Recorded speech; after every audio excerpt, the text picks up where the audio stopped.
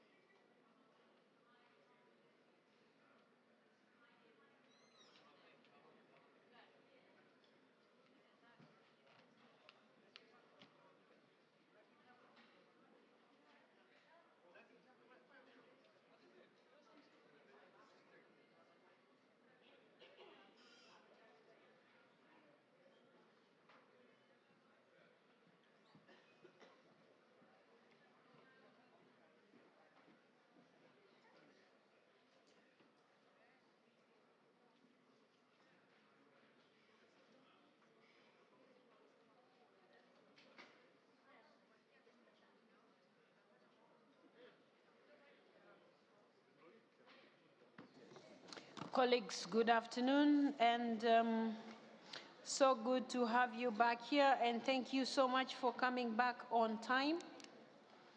So we had,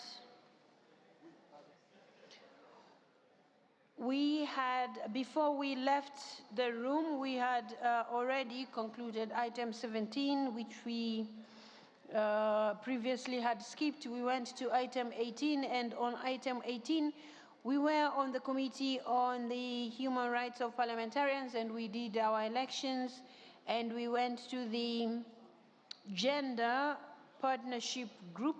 So now we are going back to item 18, on which we are going to the Forum of Young Parliamentarians of the IPU, and we are going to have our president, Mr. Dan Carden from the United Kingdom, and he's representing Liverpool. He likes to mention his constituency. Mr. Dan Carden, you have the floor.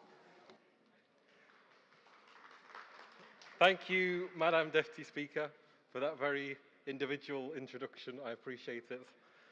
Mr. Secretary-General, dear colleagues, friends, the Forum of Young Parliamentarians met on the 14th of October with over 65 young MPs from 47 countries in attendance.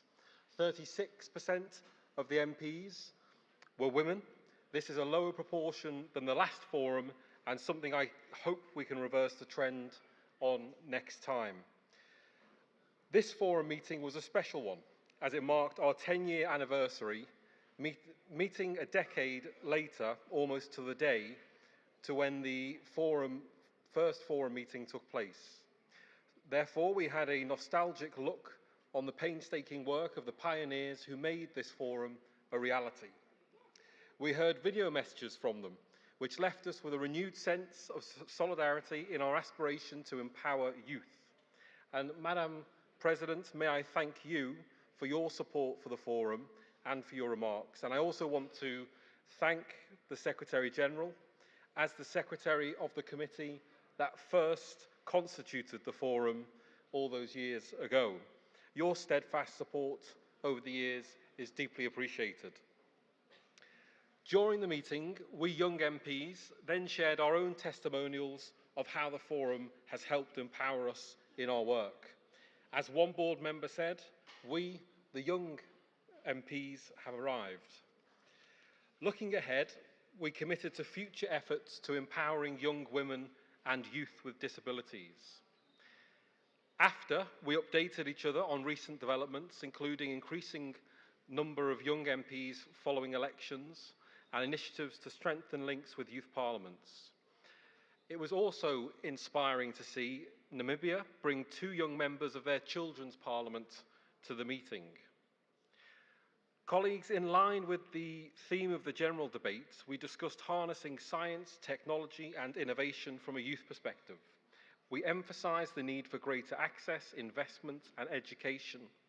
We also discussed the resolution on AI, highlighting the need to protect young people from misinformation, deepfakes and invasions of privacy. We then held a Q&A session on taking the I Say Yes to Youth in Parliament campaign to the next level. The campaign has brought transformative changes in many parliaments, and we shared our conviction that the campaign remains as relevant today as it was when it was instigated. We highlighted the challenge of election financing, which prevents many young people from running for office, and applauded laws that create a more level playing field. In preparation for the next assembly, the Forum appointed me to prepare a youth overview report to the proposed resolution on the 2-state solution, and my fellow board member Wilson Soto from Peru was appointed for the resolution on mitigating the impact of conflict on sustainable development. We also welcomed a new board member, Miss Fatima Sauda from the Maldives. Welcome. At the meeting of the board of the Forum, we held a minute's silence for victims impacted by the conflict in the Middle East. We deplored that conflict has a disproportionate impact on young people, and tragically, they are usually left without a voice. We declared that this Forum must not be voiceless, and that we must speak out for young people and lead efforts to involve youth in peace building. Finally, yesterday, we also held our first open session of the Forum, where we heard from several dozen youth leaders, as well as young people around the world through video messages. Thanks to the IPU, we are building bridges with young people and civil society globally. This is a win-win for all, and I hope we'll continue to nurture these partnerships through future assemblies. Thank you, Madam Speaker. Thank you so much, Mr. President, for that report. Colleagues, I'm not seeing any delegation that would like to take the floor. So do I take that we adopt the report by the President of the Forum of Young Parliamentarians? It is so decided. Thank you very much. Now I would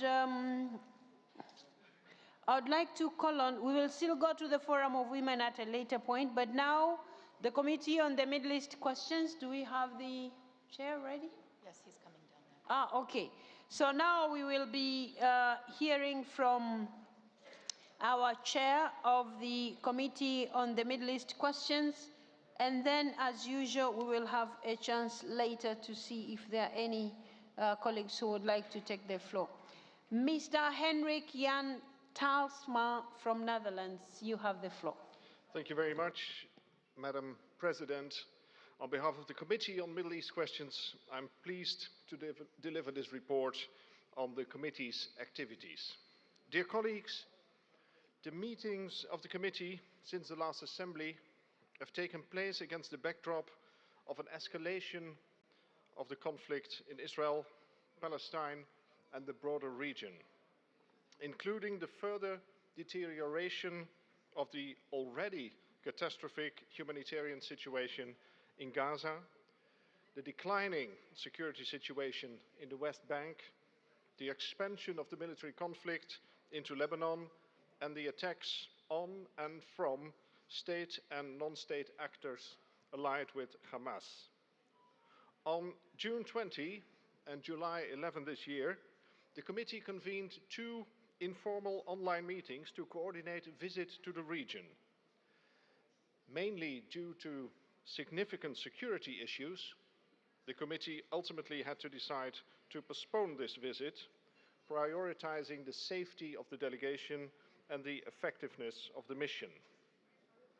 A formal meeting took place on the 14th and 16th of October this week.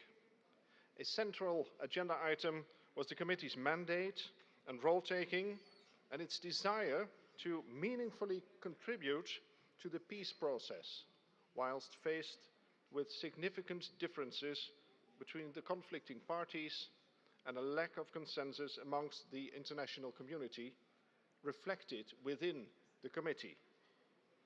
Members recognized the need for dialogue instead of condemnations and an open mind instead of distrust as foundations for its ongoing work in a unique setting where both conflict parties most involved sit at the very same table. The discussion about mandate, role and functioning will be continued, and both the ex officio members, Palestine and Israel, are supposed to play a significant part in it. Members also acknowledged a desire for improved coordination among IPU bodies and representatives working on Middle East issues to avoid fragmentation. A representative from UNRWA provided an overview of the current situation in Gaza, the West Bank and Lebanon, and he shed light on the important services UNRWA is providing and how its work has been negatively impacted since October 7, a year ago. The representative emphasized the critical impact of some specific bills recently proposed in the Knesset that, if passed, would endanger UNRWA's operations and even its existence. The committee members expressed support for the goals UNRWA stands for. Moreover, the Committee on Middle East Questions wants to make a firm and very urgent appeal to all the members of the Knesset not to pass these bills and to do whatever is in their power to improve the delivery of humanitarian aid to all those in need, especially now that wintertime is approaching, and to contribute to rebuilding mutual trust and cooperation with UNRWA as a United Nations body with a unique, indispensable and irreplaceable position to deliver on what is so desperately needed by so many. The committee also heard from the King Hamad Global Center for Peaceful Coexistence, who shared valuable information about its activities for promoting peaceful and inclusive societies. To conclude, Madam President, dear colleagues, despite the extremely worrying circumstances facing the Middle East, and by extension facing the committee, members reiterated their commitment to parliamentary diplomacy.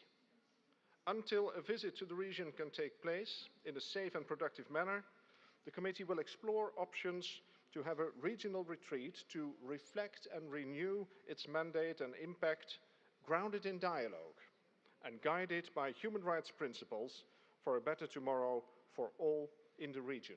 I thank you very much.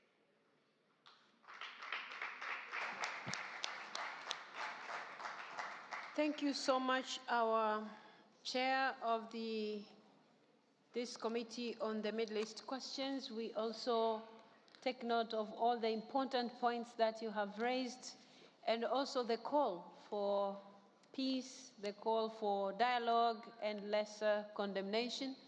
So I was trying to look around and see if there is any colleague. Which? Yemen. Okay. So we have Yemen who would like to take the floor. Mr. President of the committee, you can have a seat. You can have a seat. So Yemen, please request for the floor. Okay. Yes, شكرا. you have the floor. شكرا Yemen. السيدة الرئيسة، ويؤسفني جدا أن أستمع إلى تقرير كنت أنتظره بشغف، تقرير لجنة الشرق الأوسط، لأننا تعودنا أن هذه اللجنة معنية بالقضية الفلسطينية بالدرجة الأولى أو قضية الشرق الأوسط، ولكني ومنذ 35 عاما عندما شاركت بأول اجتماع للاتحاد البرلماني الدولي في لندن بالذكرى المئوية.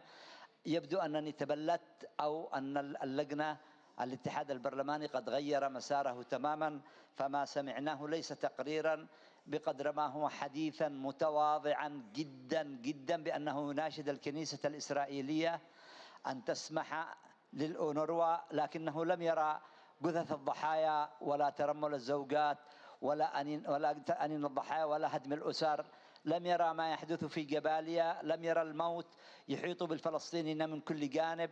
كأن التقرير كان أصم وأبكم وأعمى ولم يرى الحقيقة مطلقا، أو أنه وحتى الحقيقة لم يقلها كاملة بأن إسرائيل لم تسمح لهم بالذهاب إلى إسرائيل وزيارة المنطقة، لأني لا أعتقد أن اللجنة اشتغلت عن بعد بالريموت كنترول. كان يفترض أن تكون في الميدان، كان يفترض أن تكون في فلسطين، كان يفترض أن تكون في غزة، كان يفترض أن تكون في لبنان، كان يفترض أن تكون على أرض الواقع حتى في الضفة الغربية التي تعاني أيضا من الويلات.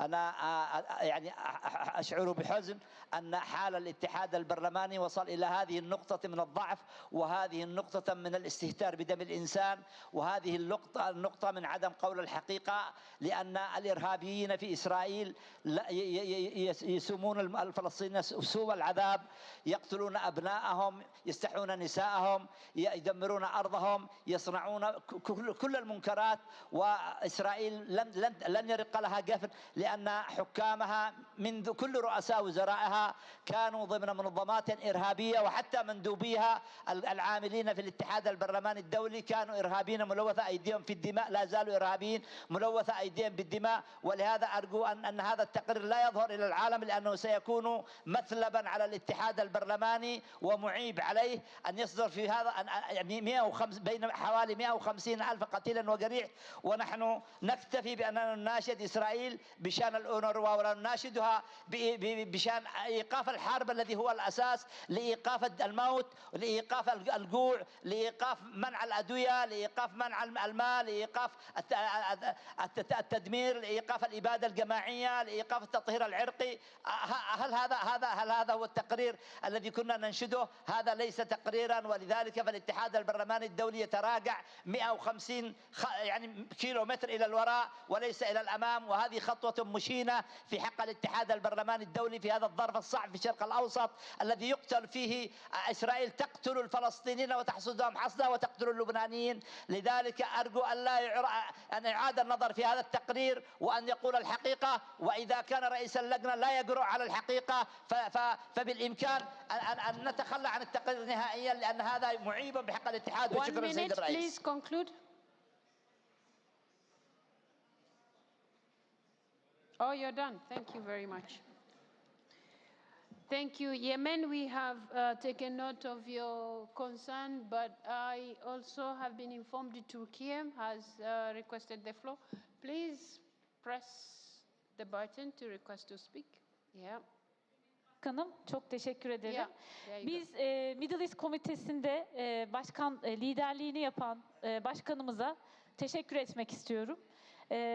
Uzmanlarımızı dinledik. Özellikle UNRWA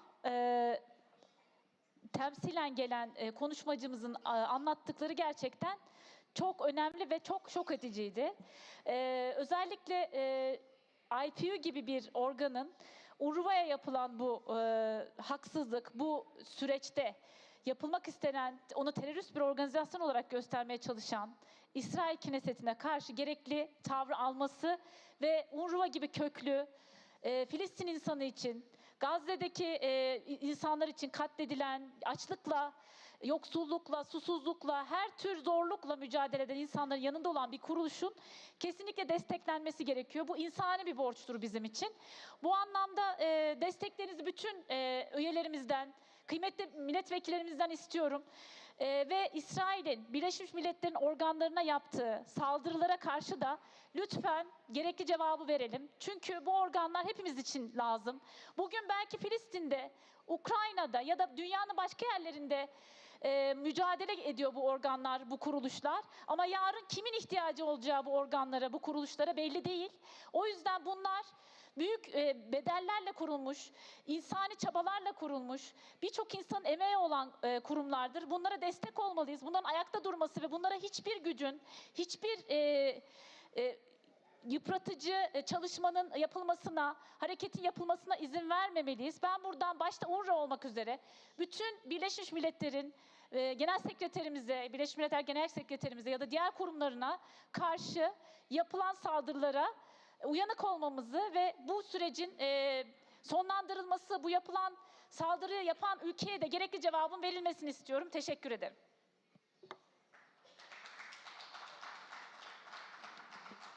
Thank you very much. And I would let the President of the Committee on the Middle East respond to the two concerns that have been raised by the members. Thank you very much, Madam President. And I think our esteemed colleague from Yemen has made it quite clear that he was disappointed with the report. I've taken due note of that. At the same time, I bring to his attention, Madam President, that the first goal, the first objective of this committee, the first rule in our mandate is follow the peace process and to foster dialogue. And I can imagine that fostering dialogue is very difficult and very hard when it comes to speaking up in the way our esteemed colleague from Yemen did. Maybe that is more a contribution for a debate here in the plenary session, but in the Committee on Middle East Questions, we really try to foster dialogue and we really try to talk with each other in a modest way. And I take that as a compliment from my colleague from Yemen, that he noticed that the tone was modest. And I think that is the way this committee should continue to work. I would like to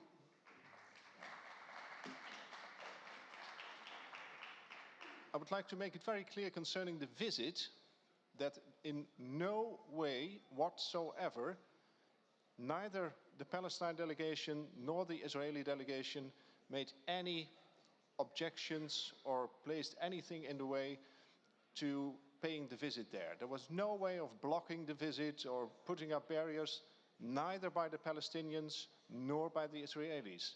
As I told the Governing Council, it was just a matter of security issues that made the committee decide that it was impossible at that moment to pay the visit. And that is what it is. The last point I would like to address is what our colleague from Yemen has said about sanctioning. I may remind him of the fact that the Committee on Middle East Questions is not in the position to sanction whoever, whenever, and whatsoever. Thank you very much. Thank you so much, Mr. President. We also appreciate the recommendations that you have put forward, but also the readiness of the committee to take further engagements, but also to visit the Middle East. So we really appreciate the good work that you're doing and wish you all the best, and we shall always support you as we have always done. Thank you so much. Thank you. Colleagues, that said, we will now go to the Forum of Women Parliamentarians, and the Vice President of this forum, Honorable Elimi, is going to address us. You have the floor.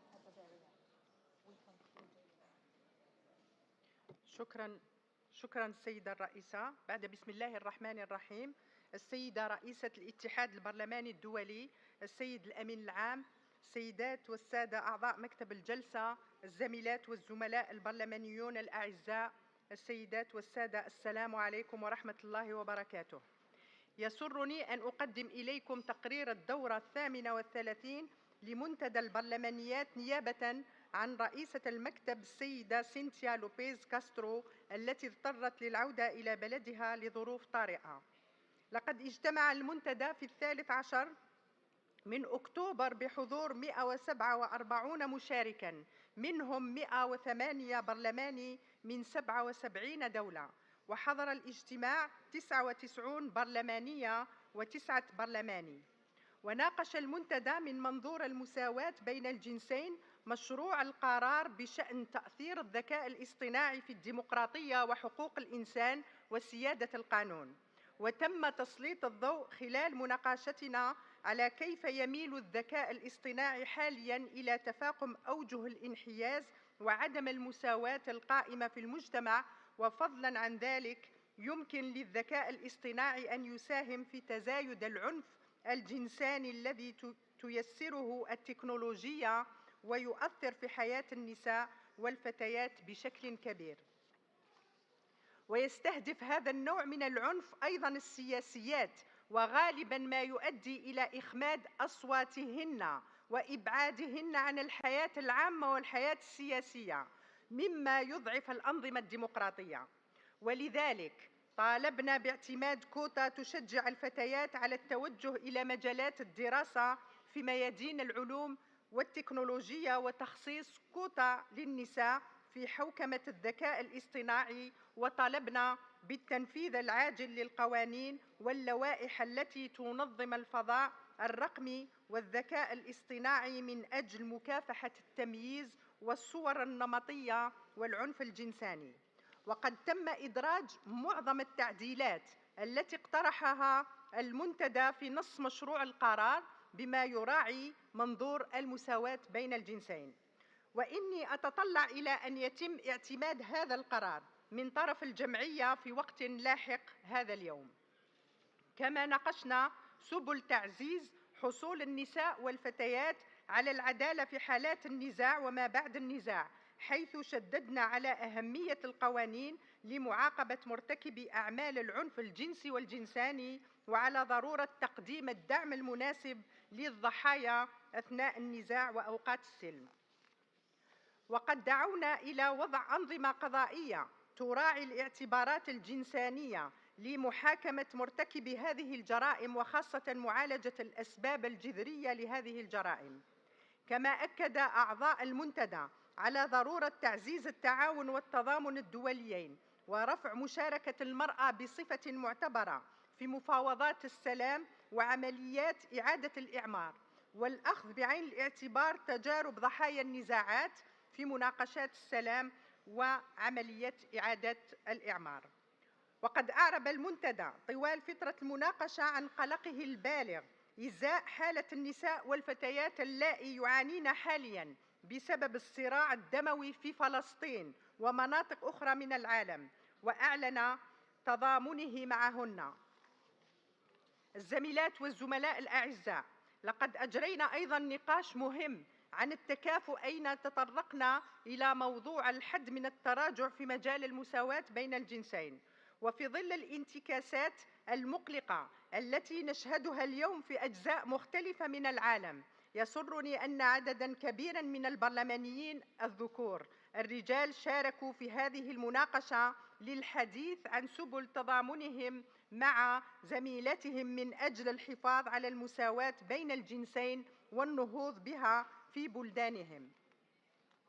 وشكراً.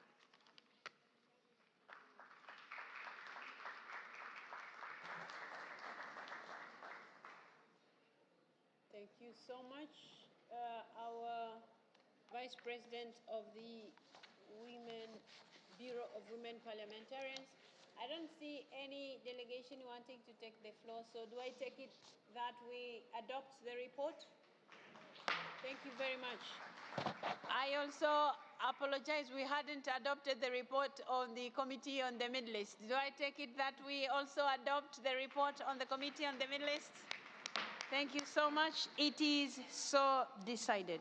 Colleagues, now we go to our committee to promote respect for international humanitarian law.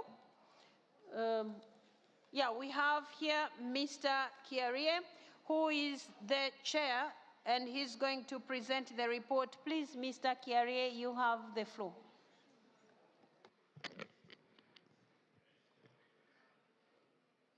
Madam President, I thank you. And before I start, dear colleagues, I want to take this opportunity to thank my fellow members of the committee for the respect of international humanitarian law, who gave me an opportunity to serve 2 terms, and my terms have come to an end, and allow me to take this opportunity to also congratulate the Right Honorable Speaker of the House of Representatives of Malta for being elected the new president of this committee. Dear colleagues, our sessions in Geneva were yet again very busy, and I must say they were also very emotional. I will not cover all the points that we discussed in our sessions, but suffice it to say that you have the reports in your deck of documents, and you might be able to see all the deliberations that we undertook. We had the privilege of hearing in Geneva the testimony of Ms. Niep Smoen, a woman landmine survivor who now cares for others as a nurse, and Ms. Dipti Gurung, an amazing lady who is the winner of the Nansen Award, who fought all her life to make sure that her daughters could have a nationality and not remain stateless. These life stories are lessons of courage and show us that there is hope and that change is possible. With that, I would like to turn to 2 very important points that we discussed. The first is relevant to the debate that we had here as the theme of our General Assembly, and this has to do with the developments and the concerns regarding the implementation of and contemporary challenges into the international humanitarian laws. And I'd like to report to this plenary that the ICRC just produced a report on the international humanitarian law and the challenges of contemporary armed conflicts. We delved in our discussions into the issue of digital technologies in warfare, including cyber operations, autonomous weapons, systems and military operations in outer space, and all these other issues that are technology in contemporary warfare. These technologies are not a distant prospect. They are here with us. They are now a reality, which we all need to further pay attention to. The second point of discussion that is one that concerns the situation in Sudan. Sudan currently faces the largest internal displacement crisis in the world. Dear colleagues, the largest. There are 8.1 million internally displaced persons and 2.3 million refugees and asylum seekers in other countries.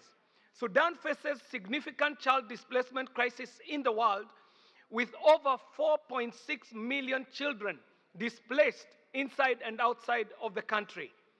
Protection concerns include discrimination, exploitation and abuse, sexual and gender-based violence, arrest, detention and deportation, food insecurity, just to name a few.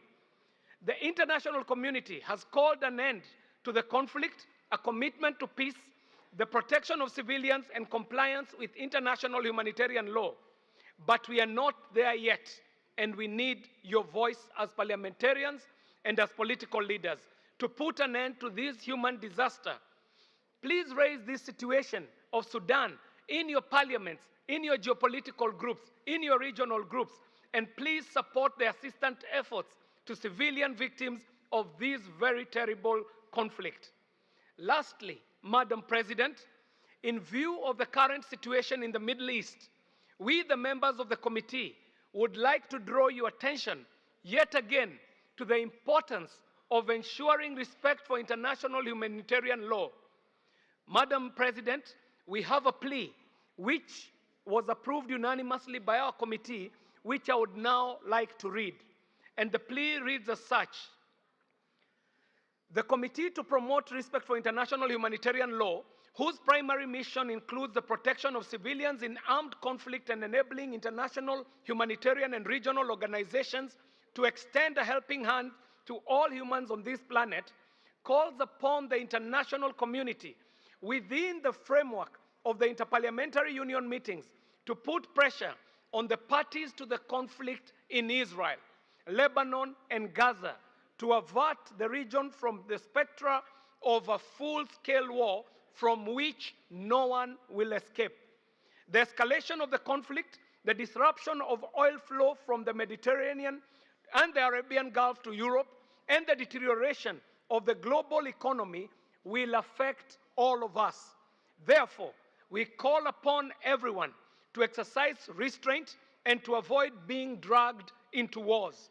We call on everyone to respect and ensure the respect for international humanitarian law, which we have all agreed as nations of this world to be bound by. Respect for international humanitarian law means that all civilians must be protected and should not be the objects of attack. Obligations under the international humanitarian law include the humane treatment of detainees and the release of the hostages. End of our plea. Madam President and colleagues, I thank you profusely and we count on you to act. Thank you very much. Thank you very much, Mr. Kieriem, for this report. Colleagues, we have heard the plea of the Committee on International Humanitarian Law, and we have all, after hearing the plea, we have noted the points that have been raised, and I believe this plea is also contained in the documents that you have. It calls upon all of us to work towards respect and ensuring respect of international humanitarian law and protection of all civilians that bear the brunt of the ongoing conflict in the Middle East. Colleagues, I thank the committee for reaffirming these important and fundamental principles which all of us are bound by. Can I suggest that this council today joins this plea and endorses it? Thank you very much. So we have endorsed the plea, and I am not seeing any delegation that would like to take the floor. That said, do I take it that, colleagues, we approve the Yemen, Nigeria, okay. Colleagues, in the interest of time, 2 minutes. So I don't know if we have the guy for the timer. I'll keep the time. Okay, so 2 minutes, Yemen, then we'll come to Nigeria. Yemen? Okay.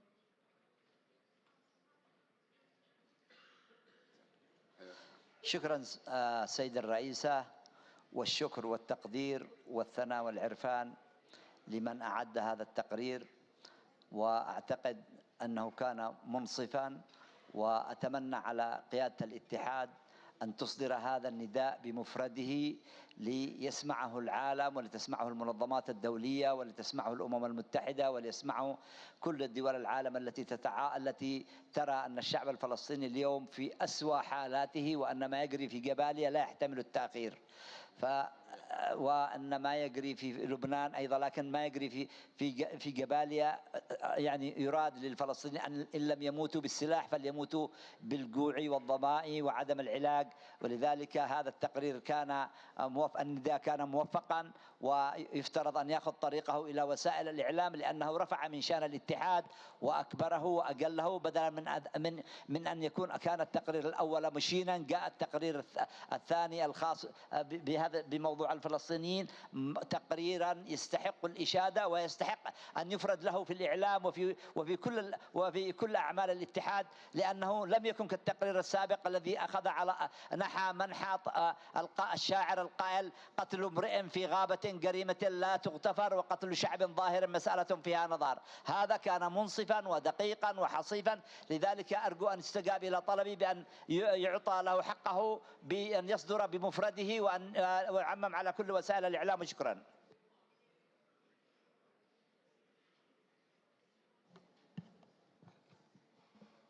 Thank you so much. Nigeria, can you request the floor to... Okay. Thank you. Nigeria, you have the floor. Thank you, Madam President and honorable colleagues. I always like listening to reports from the chairman of this committee.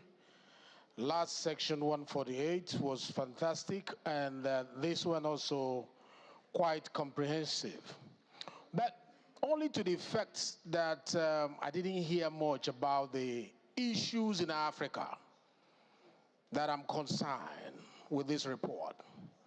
Does it mean by your submission that there are no humanitarian issues and breach of international humanitarian laws in Africa?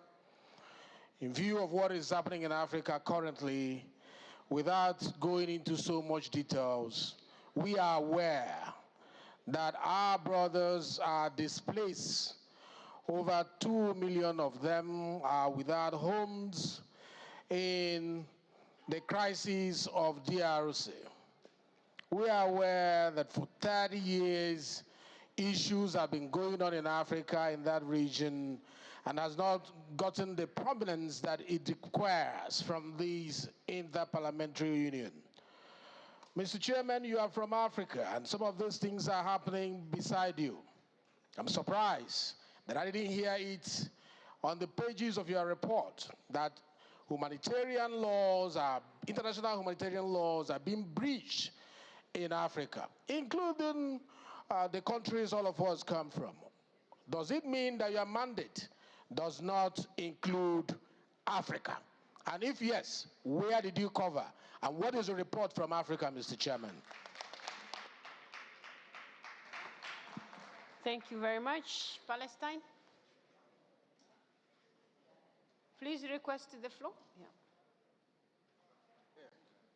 شكرا سيد الرئيسة وشكرا للسيد رئيس اللجنة على الجهود التي بذلت، وأنا كنت أستمع إلى النداء وكنا نتوقع أن يكون هناك تركيز أكثر على الخرق الأول للقانون الإنساني الدولي، وهو الاحتلال، والذي جاء بالرأي الاستشاري لمحكمة العدل الدولية في شهر 7 الماضي، والذي قامت الجمعية العامة أيضا بإصدار قرار باعتماد هذا الرأي الاستشاري، لأنه أبشع أشكال انتهاك القانون الدولي الإنساني والقانون الإنساني الدولي هو الاحتلال بحد ذاته.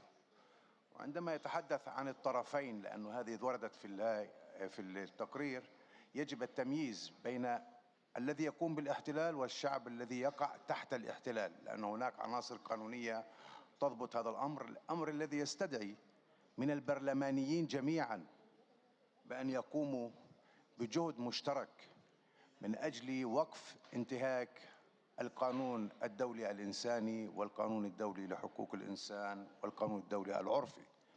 وأشرتم أيضا إلى ال AI Artificial Intelligence، والذي لا يوجد حتى هذه الآن تغطية له في القانون الإنساني الدولي. صحيح أنهم مقبولين خلال أيام على مؤتمر للصليب الأحمر وفيدرالية الصليب والهلال والدول، هناك بعض القرارات التي تشير إلى هذا الأمر الذي يحتاج جهد أيضا من البرلمانيين. وكنت أعتقد أنه من المفيد الاطلاع إلى أن أحد أعضاء هذا البرلمان يقوم بصق قوانين واعتمادها هي بحد ذاتها مخالفات كبيرة لكل عناصر القانون الدولي الإنساني والقانون الدولي لحقوق الإنسان.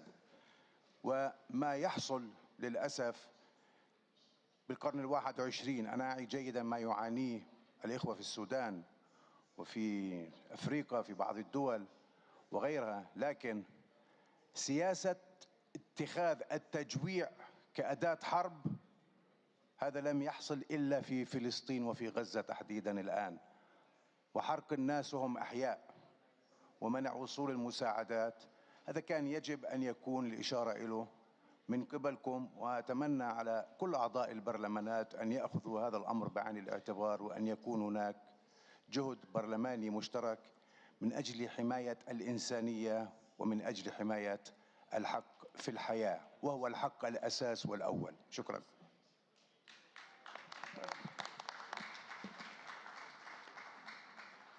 Thank you very much. I will now give the opportunity to the chair of this committee to respond. Madam President, I must thank you. Thank you. And we do appreciate the interventions that have been put through, the intervention by Yemen and the intervention by Palestine. We do take that into cognizance. And for the reaction from Nigeria, I'm very keen to let the delegation from Nigeria know that our committee does do work on very many issues that come before our committee. And we have been investigating situations in so many different parts of the world. as concerns Africa, the issue that you raised about the DRC did come before our committee, and we presented ably in the 148th Assembly our work as we had prosecuted it. In this case, we also took quite a number of issues into consideration, and we took one emergency item, and it so happened that, to the mind of the committee, the Sudan situation was the most critical, and we attended to it. So this committee is cognizant of what you raise, and Africa is a concern, and yes, the situation in Africa is a concern to this committee and is being attended to. I thank you, Madam President. Thank you so much, Mr. Chair. We really appreciate the good work that you're doing and all the support that you need. We will keep doing that, and thank you. Once again, you have said goodbye to us, but we hope to see more of you on the other committees as well. Thank you so much for your dedication. We appreciate that. Thank you very much, Madam President, and thank you very much, colleagues. Thank you. Colleagues, we have some vacancies under this committee, so the Council is called upon to elect 2 members of the committee to promote respect of international humanitarian law, 1 man from Eurasia Group to replace Mr. Sinchevici from the Republic of Moldova, and 1 woman to replace Ms. Muyumba from DRC, who is no longer a member of parliament.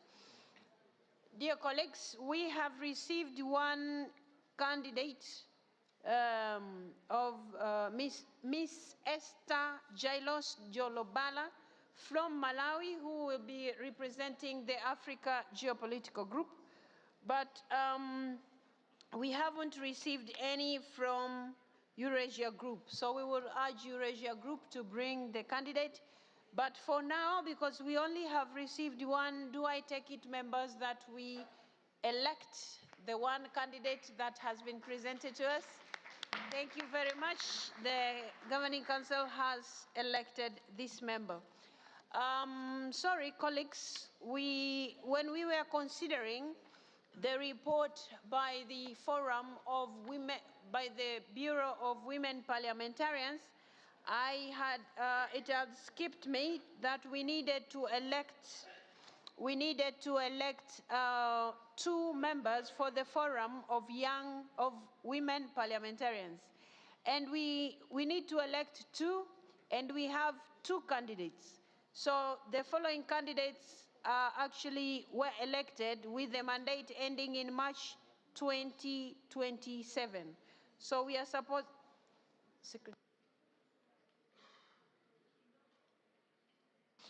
Okay, I was just asking here. So these colleagues were elected in the Forum of Women Parliamentarians. So here they come to us for endorsement. So we have Ms. Rim Machaoui from Tunisia. Is she here? Okay. And then we have Ms. Visaradi Ticharawat, sorry, from Thailand. Is she here? Okay. So, colleagues, do we endorse these candidates who were brought to us by the women parliamentarians? It is so decided. Thank you so much, colleagues. Now we go to,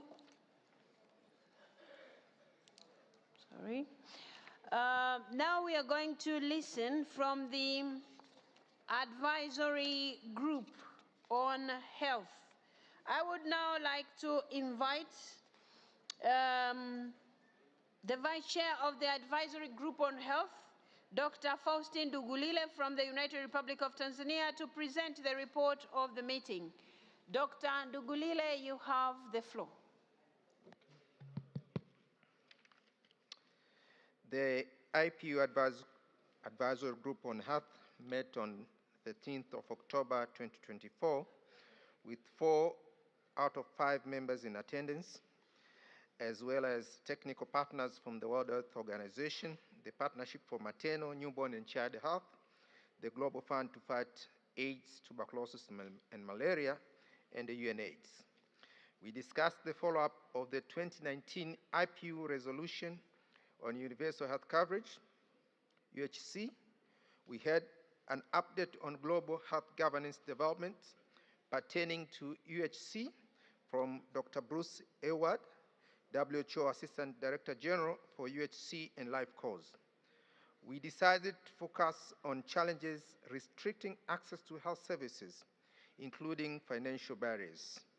The group asked the IPU Secretariat to prepare a monitoring framework for the implementation of the resolution, taking into account existing resources and called for capacity building for parliamentarians. We further discussed the current outbreak of Mpox, which was declared a public health emergency of international concern by the WHO Director General in August 2024.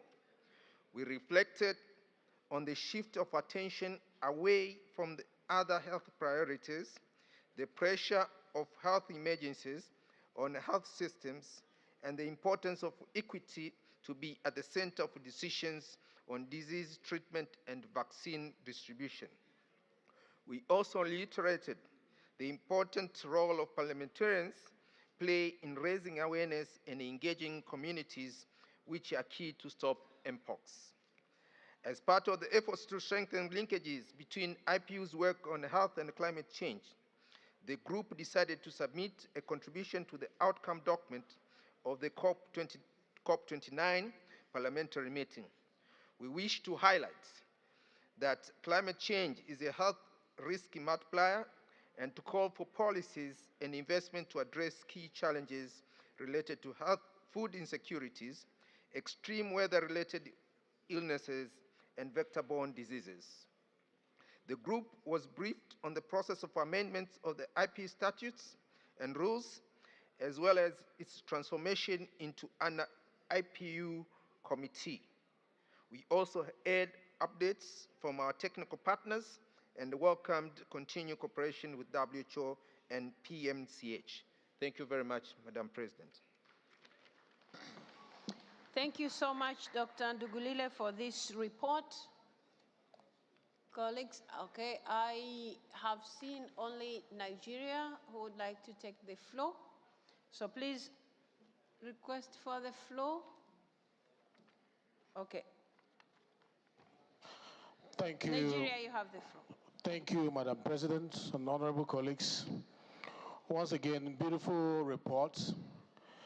But I want to mention that in this era of fighting for global health, my continent, Africa, is fully dependent on the Western world for survival.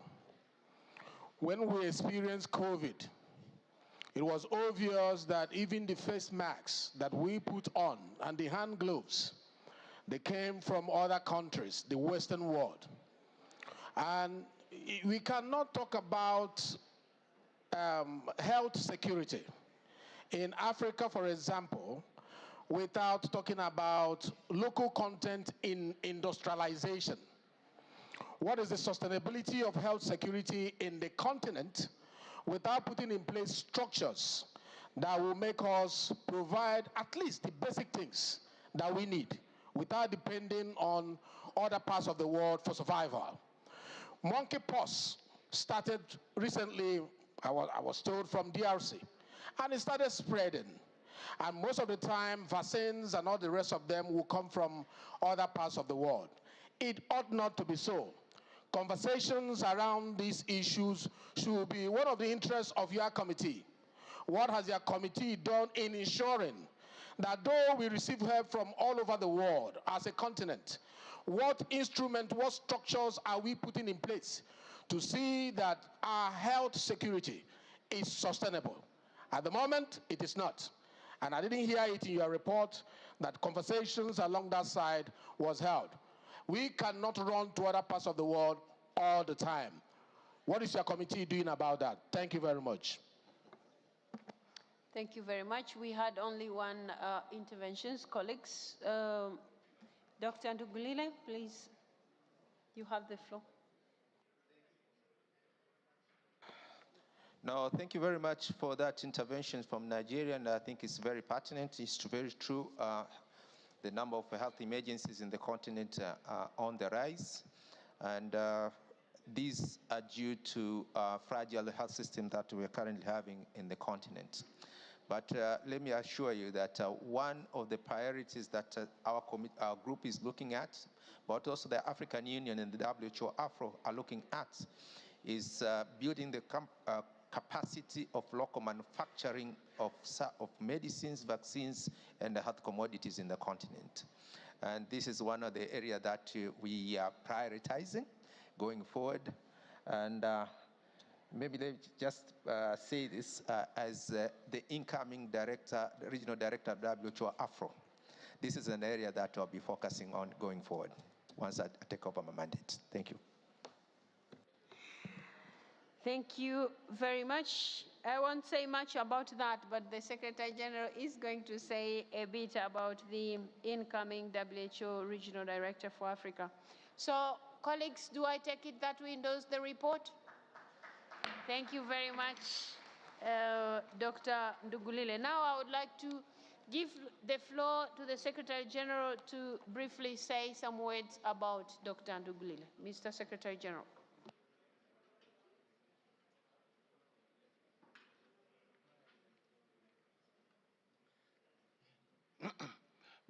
Madam President, during this assembly, we are saying goodbye to many outstanding figures of the IPU. And the contexts in which we say goodbye are different from one personality to the other. Yesterday, we said goodbye to Professor Kachavivi, Speaker of Namibia, who is retiring. Now, I have the distinct pleasure of saying goodbye, in quotes, to somebody who has been a prominent figure of the IPU and its work on health. I mean Dr. Ndugulile Faustin. He is from the United Republic of Tanzania. No relationship intended, Madam President. Dr. Ndugulile has been involved in the work of this advisory group from the very beginning, and he has held positions including chair of that group and now vice chair. As he himself has let the cat out of the bag, he was recently elected WHO Regional Director for Africa, and I would like, on behalf of the parliamentary community, to congratulate him. As I do so, I do it with a lot of pride, because you have informed the work of the IPU in the area of health in particular, and now we can say that you are exporting the expertise of the IPU to the WHO. Normally, it is WHO that brings its expertise to us, and today it is you who are taking the parliamentary community to WHO. I want to pin a lot of hopes on the strengthening of our cooperation, and as I do so, I'm reminded of the very thoughtful comments made by Dr. Benjamin Kalu from Nigeria. Now that we have our own person in-house in WHO, there's no reason why Africa should not be on the forefront of the health agenda. So that is, Faustin, your work is cut out for you. We'll not let you off the hook, I hope. This is not the last we are seeing of you. I do know that you were in Berlin early this week, and you came back here to work with your colleagues on the advisory group on health, and you are here today to present the report. So we count on your support. We are determined, as somebody who has been working with you over the years, we are determined to strengthen our cooperation with WHO so that health outcomes are better for all and not just for a group of individuals in the world. So congratulations, Godspeed with you, and we look forward to seeing more of you. Thank you, sir. Thank you so much. Thank you. Thank you so much, Secretary General, for those kind words to our outgoing Vice Chair of the Advisory Group on Health. We'll now go to a group of facilitators for Cyprus. And I understand there is no oral report for this group. However, this group of facilitators for Cyprus, the Governing Council will elect a facilitator to fill a vacancy, and so far we have received one from Portugal, Mr. Caneiro from Portugal. I don't know if he's in the house. Caneiro, are you in the house? No, but colleagues, may I take it that we wish to elect Mr. Caneiro to this, to our group of facilitators for Cyprus? Thank you so much. It is so decided.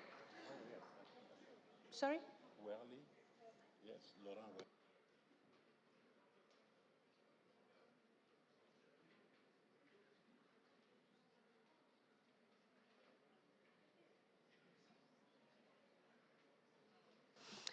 Colleagues, apologies. I was informed there will be no oral report, but now I'm told the chair is here and would like to report. So, Mr. Chair, you have the report. You have the floor. Merci beaucoup, Madame la Présidente. Madame la Présidente, chers collègues, quelques mots juste pour vous parler du groupe des facilitateurs pour Chypre, qui s'est donc réuni durant cette session le 13 octobre dernier. Cette rencontre n'a vu qu'un seul des facilitateurs être présent, celui qui vous parle et qui l'a donc conduite, avec 5 représentants des partis politiques de la République de Chypre et 2 représentants des partis politiques de la partie turque chypriote. Vous dire que nous avons beaucoup discuté de la situation, du travail également fait par l'envoyé spécial du secrétaire général de l'Organisation des Nations Unies au cours des derniers mois, et les partis ont exprimé l'espoir que la rencontre informelle conduite par le secrétaire général avec les leaders des 2 partis, à savoir le président de Chypre, de la République de Chypre, et le leader de la communauté chypriote turque, qui s'est tenu à New York le mardi 15 octobre, permettrait de faire une avancée dans les relations et dans la recherche de solutions. Cette rencontre s'est d'ailleurs bien déroulée et il a été décidé que d'autres rencontres suivront. Le groupe des facilitateurs, Madame la Présidente, chers collègues, continuera donc son travail, renforcé maintenant par l'élection qui vient d'être faite de notre collègue du Portugal, et nous nous réjouissons de pouvoir espérer que cette situation qui n'a que trop duré puisse trouver une solution. Je vous remercie de votre attention.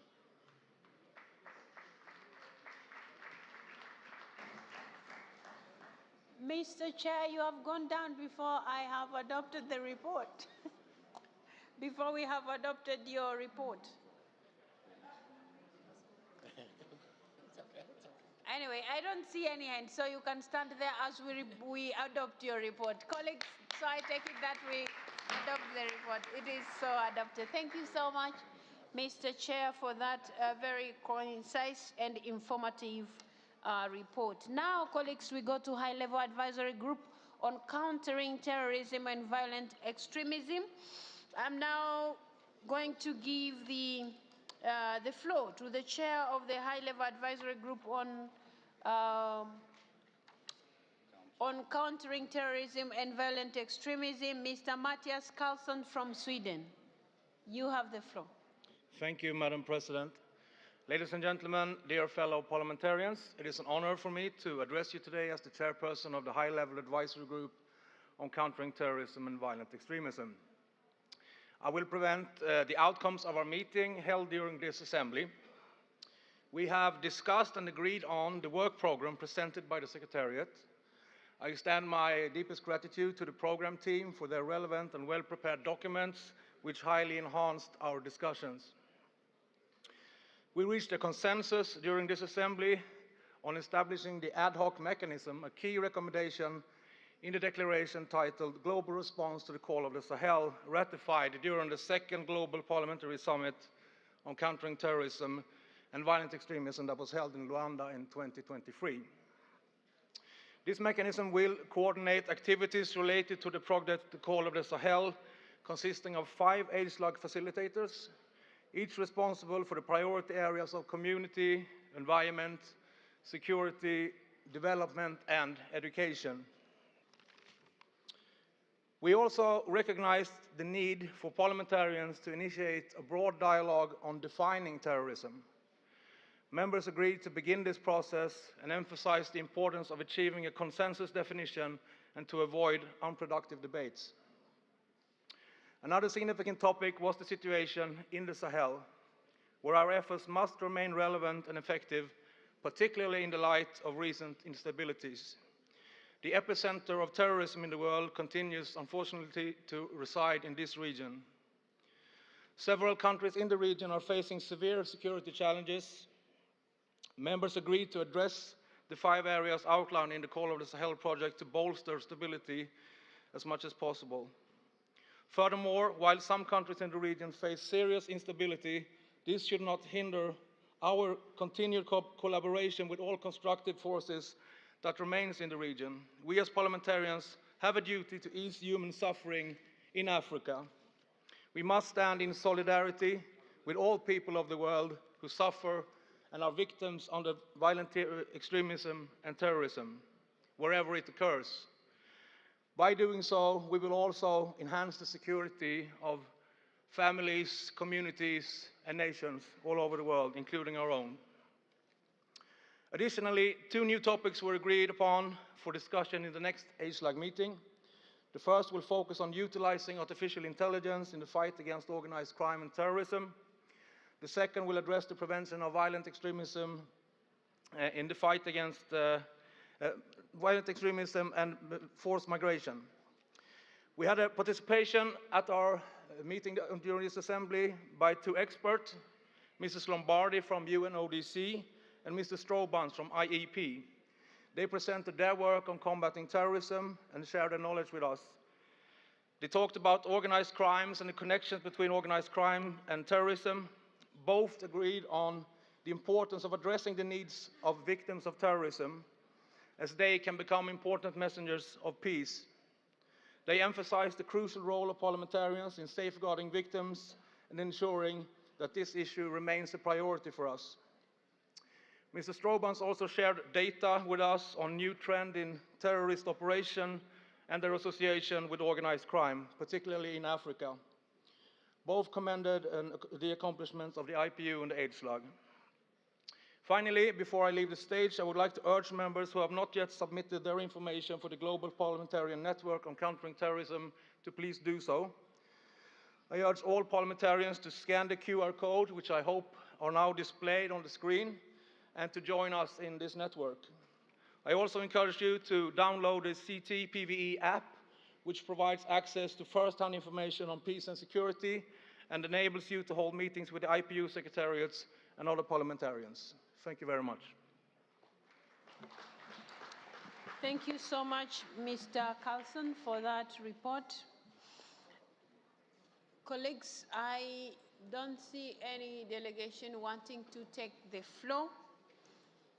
So, do you wish to approve this report?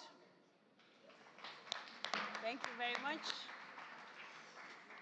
And thank you so much, Mr. Chair, for your concise report and for all the good work that you have been doing with your committee. We really appreciate. Colleagues, now the Governing Council will elect 6 members from the geopolitical groups who have been nominated. And these will be holding their term until October 2028. So the following candidates were elected by the geopolitical groups. The Arab group brought us Ms. Abouras, member of the House of Representatives from Libya. Asia Pacific group has brought to us Wankede, member of the Lok Sabha, India. And so Asia Pacific, we have Ms. Wankede from Lok Sabha, India, and we also have Ms. Rashid, a member of the People's Majlis, Maldives. So, and then we still need one more. We still need one person to fill in one vacancy that is remaining. So Asia Pacific group, we need one more candidate. Also Eurasia group, we still need one candidate from Eurasia group. And 12 Plus have nominated Mr. Moreland, member of the Storting, Norway.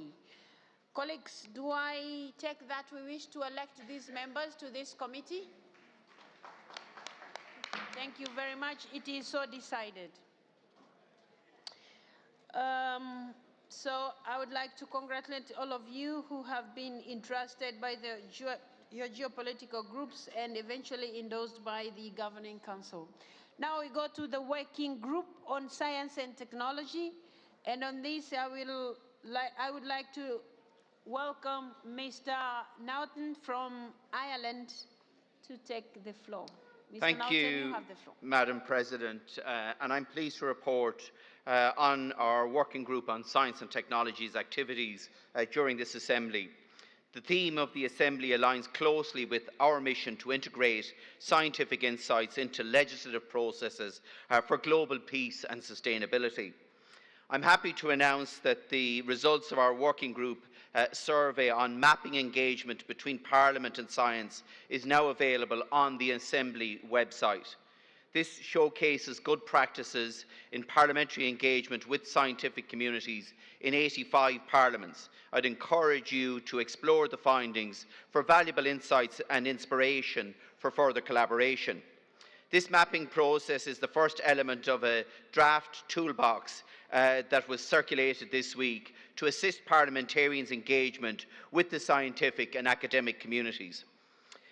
During our meeting on the 15th of October, we discussed the follow-up to the first edition of the IPU Science for Peace Schools on water and the outcome from the parliamentary meeting at the 10th World Water Forum in Bali. Key actions included making water a standing item on parliamentary agendas, using the Sustainable Development Goals framework for long-term water policies, protecting human rights to water and sanitation, and advocating for sustainable water management to combat climate change. We outlined practical steps to advance these recommendations, including cooperation with the World Water Council and the UN Water Convention. We also planned the second edition of the Science for Peace Schools, focusing on AI and ethics in sessions for parliamentary staff and parliamentarians in May and September 2025, respectively. These sessions aim to bridge science and politics, fostering a community of parliamentary experts to address AI challenges.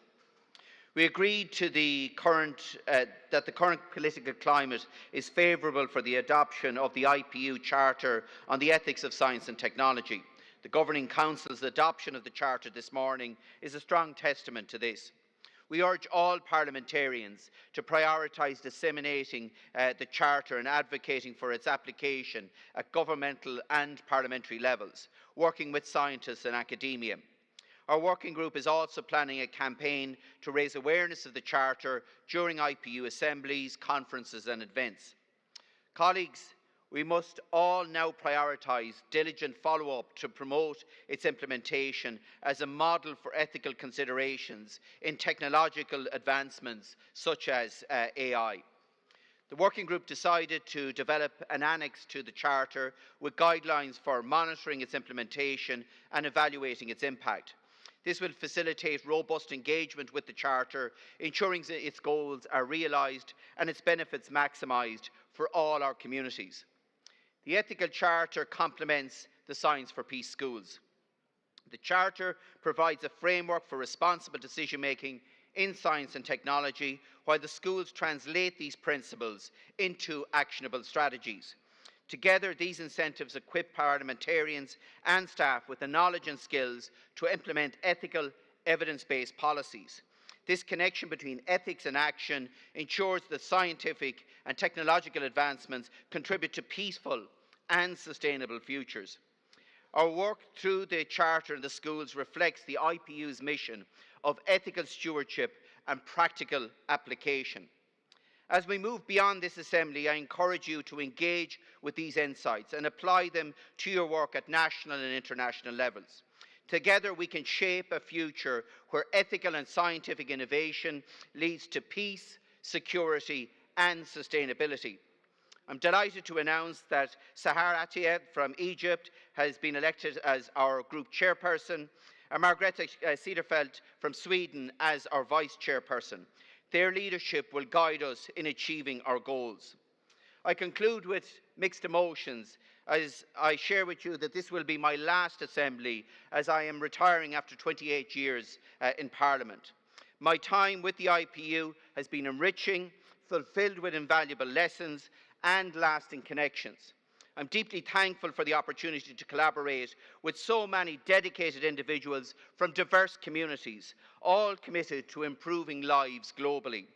Together we strive to build a future where every voice is heard and peace and sustainability are within all of our reach. I look forward to witnessing the continued impact of our collective efforts and the promising path ahead for the IPU and its mission. Goramila Mahagav Galer.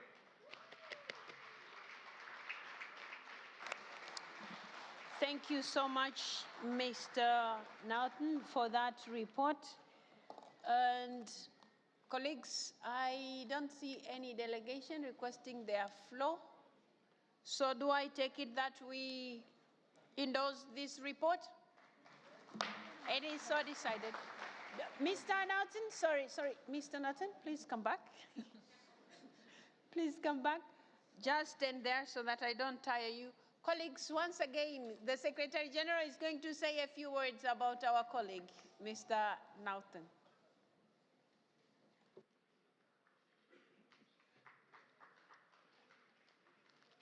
Madam President, members of the Council, it looks like I'm beginning to become the bearer of bad news to the IPU, because once again I stand up here to bid farewell to a dedicated champion of the IPU. I know it's in the tradition of Ireland to be very active in the IPU, and when we saw you the first time, we knew that we were in for business with you. And I believe that your time at the IPU has been a very active and dynamic one, true to Irish tradition. And I want to stand here on behalf of us all to pay tribute to your leadership in the IPU. We do this with a mixed feeling of gratitude and thanks, but also sadness, because we understand you are going to retire from politics. Is that correct? That's correct. Yeah. Is that correct? But in politics, never say never. We may just see you back because the people want you to be back. But we have witnessed your dedication to the enduring values of our founding fathers, parliamentary diplomacy and dialogue. But above all, we have seen your sterling leadership as chair of the advisory group on science and technology, just as you have explained here this afternoon when presenting the report. We have worked with you over these past years as you steered us through the Charter of Ethics in Science and Technology, and I just want to thank you on behalf of us all for that strong contribution, because today we have earlier on in Council adopted the Charter that you referred to, and it takes the IPU one step forward in ensuring that parliaments can grapple with the ethical dilemmas that come with technological and scientific innovation. I'm glad you say that the advisory working group is going to take this work forward and develop tools that would allow the organization to implement what is in the Charter. So I want to really thank you very much. I know that green is the Irish color, but we want to convert you into blue, which is the IPU color. So I'm pleased to offer you a blue tie from the IPU. So you can wear it as a true champion of the IPU. Okay? Good. Thank you, Martin. And just to let people know, believe it or not, the actual national colour of Ireland is blue. Oh. Thanks, Martin. Thank you so much. Colleagues, after that, I would like to now invite you as the Governing Council to elect 3 members. The geopolitical groups have nominated the following members for a 4-year term ending in October 2028. Asia Pacific Group has nominated Mr. Nofadol Inna from Thailand and Ms. Bijuli Kalita Mehdi from India. The Africa Group has nominated Mr. Fon Chafa Isaac Mbuka from Cameroon. May I take it that you wish to elect these candidates, colleagues? Thank you very much. It is so decided, and congratulations to all of you, dear colleagues. Colleagues, thank you so much for all the discussions and insightful comments that you have made. We have taken note of everything you have said today. So now we will go to item 19, reports on the recent IPU specialized meetings. Colleagues, a number of the meetings you have approved at previous sessions have now taken place, though you can consult details on all of them on the IPU website. We will now hear reports on several of them during this item. Let us start with the parliamentary hearing on the occasion of the 10th World Water Forum, which took place on 19th to 22nd May in Nusa Dua, Indonesia. We will have a video played for this event. The video, please. Assalamualaikum warahmatullahi wabarakatuh. Peace be upon us all. Honorable colleagues, today we stand at a critical point in history as water scarcity threatens the well-being of over 40% of the global population, with more than 4 billion people lacking access to basic sanitation. This issue was the central focus of the parliamentary meeting held during the 10th World Water Forum in Bali, Indonesia, where representatives from 43 nations came together to address the mounting water crisis. Water and sanitation are not just human rights, they are prerequisite for achieving the Sustainable Development Goals. Water is integral to health, education, poverty reduction, and gender equality. Yet, the implementation of SDG 6 on clean water and sanitation is significantly off track. The disparities in access to water affect vulnerable populations, especially women and girls, and these inequalities will hinder progress across all SDGs unless urgent action is taken. During the forum, we discussed the importance of making water a permanent agenda item in parliamentary processes. Legislative action should prioritize comprehensive, long-term policies that ensure equitable access to clean water for all. By leveraging the SDG framework, parliamentarians can foster cooperation between local communities and international stakeholders, ensuring that new water management solutions are inclusive and tailored to local needs. Innovation plays a key role here.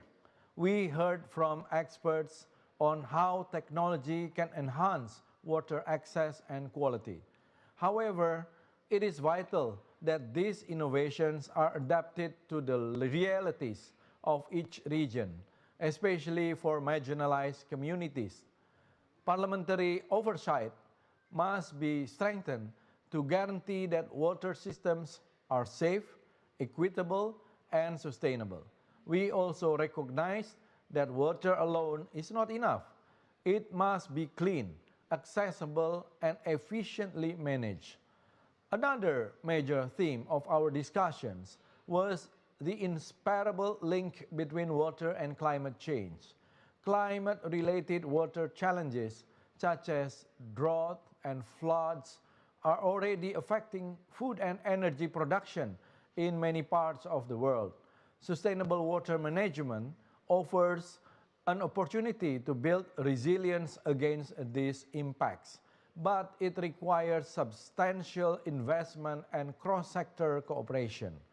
Parliamentarians must ensure that national climate strategies incorporate water management and promote adaptive measures that can withstand climate change growing effects. Lastly, we addressed the need for global cooperation in water diplomacy.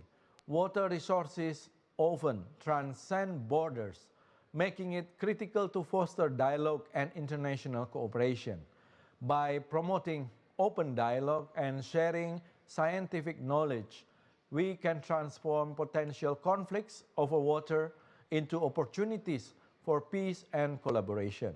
So we call for greater evidence-based decision-making, cooperation with scientific communities, and strengthening of international partnership, especially in managing transboundary rivers. In conclusion, the parliamentary community must make water a top priority to meet the commitments of 2030 Agenda for Sustainable Development. Water is not just a resource, it is a pathway to peace, equity, and prosperity for future generations. Let us work together to ensure a sustainable, water-secure future for all. Thank you. Thank you so much, colleagues. Do we note this report? Thank you very much. It is so decided. The next activity is the regional seminar on climate change for the Caribbean parliamentarians that took place on 27th to 29th May 2024 in Port of Spain, Trinidad and Tobago. A video is also prepared on this event. Please play the video.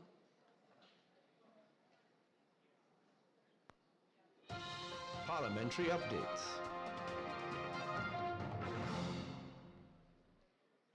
Representatives of regional parliaments recently attended a three-day seminar jointly organized by the Parliament of Trinidad and Tobago and the Inter-Parliamentary Union. The theme for discussion was accelerating parliamentary action on climate change for a resilient and sustainable region. Speaking at the opening ceremony was Karine Jabr, Director of Division of Programs at the Inter-Parliamentary Union.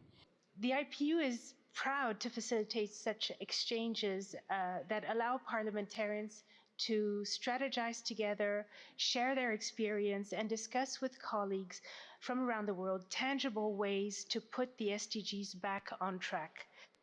The representative from the Federation of St. Kitts and Nevis, the Honorable Eric Evelyn, spoke about the session he moderated, climate change and technology, the potential of AI to tackle the climate crisis. Whatever we do as parliaments and parliamentarians, we must utilize responsible AI. The objectives of the regional seminar included promoting dialogue with experts and among parliaments, highlighting good practices given parliament's legislative, oversight, representative and budgetary functions, and for parliaments to lead the way in responding to climate change. Stay tuned for more parliamentary updates. For more information, visit our website at ttparliament.org and follow us on Facebook, YouTube, X, formerly known as Twitter, and Instagram. Parliamentary updates. Thank you very much, colleagues. Do we take note of the report? Thank you very much. It is so noted. I would now take the opportunity to invite Mr. David McKinty from Canada, who is going to present a brief report on the 2024 IPU Parliamentary Forum at the United Nations High-Level Political Forum on Sustainable Development held on 16th of July in New York, United States of America. Mr. McGuinty, you have the floor. Well, thank you very much, Madam Speaker, and thank you very much, colleagues. Colleagues, the Parliamentary Forum at the United Nations High-Level Political Forum on Sustainable Development was held in New York on the 16th of July. Some 70 members of Parliament participated. Many of you are here today. Entitled Governance, Deficits and Climate Disasters, The Case for Parliamentary Action, the forum focused on two Sustainable Development Goals under review at the HLPF. First, SDG 16 on peace, justice, and strong institutions, and SDG 13 on climate change. As a participant in this meeting, I can assure you that it provided a lot of specialized knowledge. In this short time, let me highlight my own takeaways. First, with only 20% of the SDGs on target by 2030, that's right, only 20% of the SDGs on target by 2030, it's more critical than ever that parliamentarians evaluate their own country's performance and ask a couple of important questions. What can we do better? What's keeping us from doing it? And then get busy implementing solutions. We know that parliaments have a critical role to play to translate global goals into national objectives and to make sure that budgets and laws align accordingly. While most countries have a plan on the SDGs, only 40% have integrated their plans into national budgets. Our own surveys consistently show a low level of parliamentary engagement, 30% at most, in national reviews to the high-level political forum. A lot remains to be done for parliaments to institutionalize the SDGs through our committee systems, our parliamentary budget offices, our audit institutions, and other structures, so they become a part of our political culture and our administrative landscape. In other words, so that they become a part of our reality. Paradoxically, SDG 16, known as the governance goal, is a key enabler of sustainable development and scores second to last among the 17 SDGs in terms of progress made on implementation around the world. States are regressing on their human rights obligations. Conflict and violence are pervasive, and corrupt and unresponsive governments are weakening social contracts and making justice elusive for the most marginalized. Colleagues, unless we put our governance house in order, we're never going to be able to advance in the SDGs as a whole. And as the Secretary General of the United Nations said, it's up to parliamentarians, frankly, to convene and perform a rescue mission for the SDGs.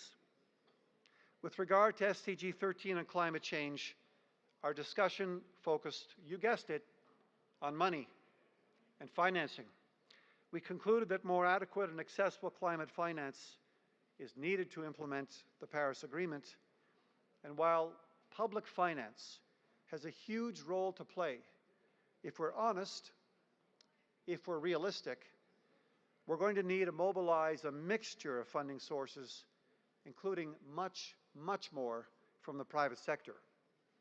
Developed countries, of course, have a special responsibility to assist developing countries in this regard because, of course, they are the least responsible for climate change but face the most consequences. Thank you so very much. Appreciate it. Thank you so much, Mr. McKinty. Colleagues, I don't see any delegation wanting to take the floor. Do I take it that we note this report? Thank you very much.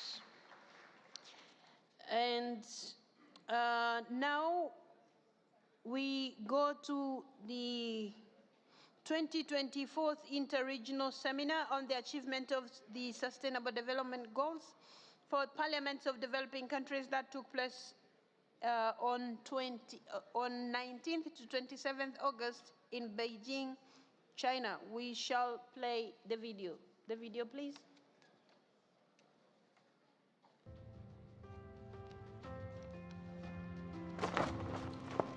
The 4-decade anniversary marks the enduring cooperation between China's National People's Congress and the Inter-Parliamentary Union. This August, to jointly find a path to achieve the 2030 SDGs, 145 parliamentarians from 32 nations gathered in Beijing, including 16 speakers and 3 deputy speakers. China's President Xi Jinping met with parliamentary leadership and emphasized that exchanges between legislatures are part and parcel of state-to-state relations. Legislatures have the responsibility and ability to play an active role in building equal and mutual trust state relations, expanding win-win development cooperation, promoting open and inclusive exchanges and mutual learning, and promoting fair and reasonable global governance, and making unique contributions to the building of a community with a shared future for mankind. Chairman of the National People's Congress Zhao Leji addressed the opening ceremony. Fruitful outcomes kept coming to light, including the signing of a donation agreement to the IPU counter-terrorism programs. Participants held fruitful discussions on peace and security, economic development, cultural exchanges and democracy, followed by field visits in China. And ideas sparked at the 2024 Inter-Regional Seminar, Together Towards a Sustainable Future. A common quest for a brighter future leads to a journey through China's industrial heartlands and innovation hubs. From a high-tech agricultural zone revolutionizing farming, to a state-of-the-art coal mine showcasing green technologies, and a vocational training center cultivating future talents.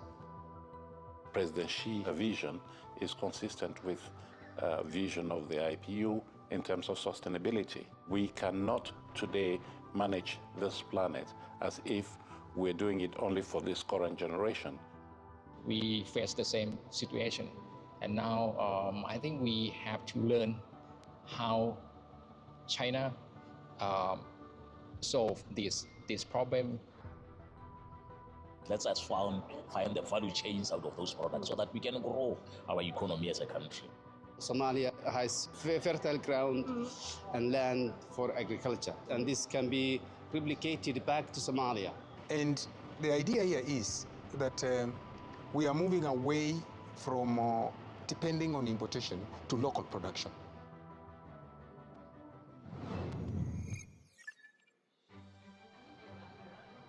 Engaging with China's whole process people's democracy, delegates witnessed legislation in action, voices shaping laws, from community halls to national assemblies. Every opinion counts. I see that women are well represented. And I can see that is democracy at its best.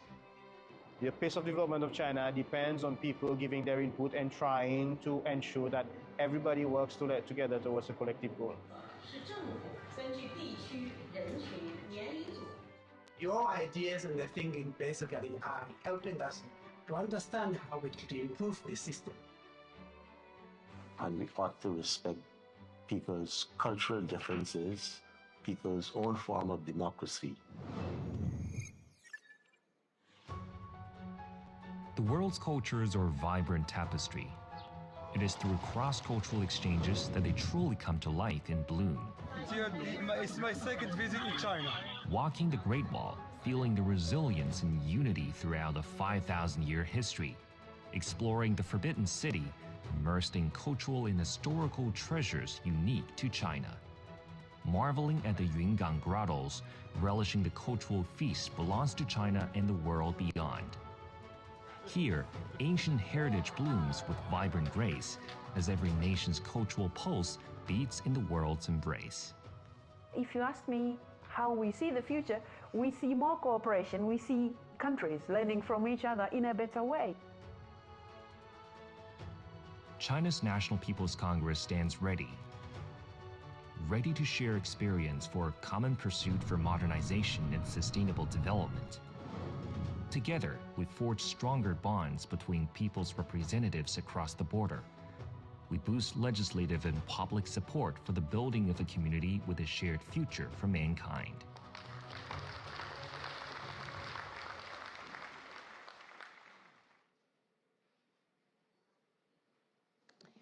Okay, thank you very much. Colleagues, do we take note of the report? It is so decided, thank you. Now we will go to another item, which is the 10th IPU Global Conference of Young Parliamentarians. But before we watch the video, they are going to address us. So we will first hear from, who goes first? They go together. Ah, the two of you go together. Wow, the power of youth. Okay, so we have Mr. Dan Cudden, who is the president for the Forum of Young Parliamentarians, and Ms. Hasmik Hakobian from Armenia, who is a member of the board. So please, I don't know how you have organized yourself, like both of you have the floor. Thank you, Madam President. Thank you, Secretary General. With only 6 years left to go until 2030, the Sustainable Development Goals promise on education and employment remains largely unfulfilled. Only 1 in 6 countries is on track for universal education, and 1 in 4 young people are not in education, employment, or training.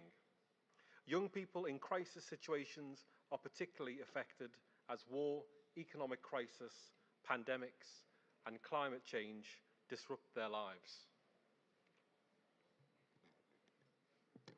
With this in mind, from 12 to 14 September 2024, close to 150 young MPs from over 50 countries came together in Yerevan, alongside government leaders, international organizations, and youth civil society, to discuss how to avoid lost generation and preserve education and employment in all circumstances. Here, we proposed concrete actions to guarantee access to free and compulsory education for all, including through increased budgeting and support for refugees in national systems. We also called for education that builds the skills for tomorrow, with a focus on digital skills. We also focused on employment. We called for greater investment in youth programs, inclusive labour markets for refugees, and more affordable housing solutions for young people.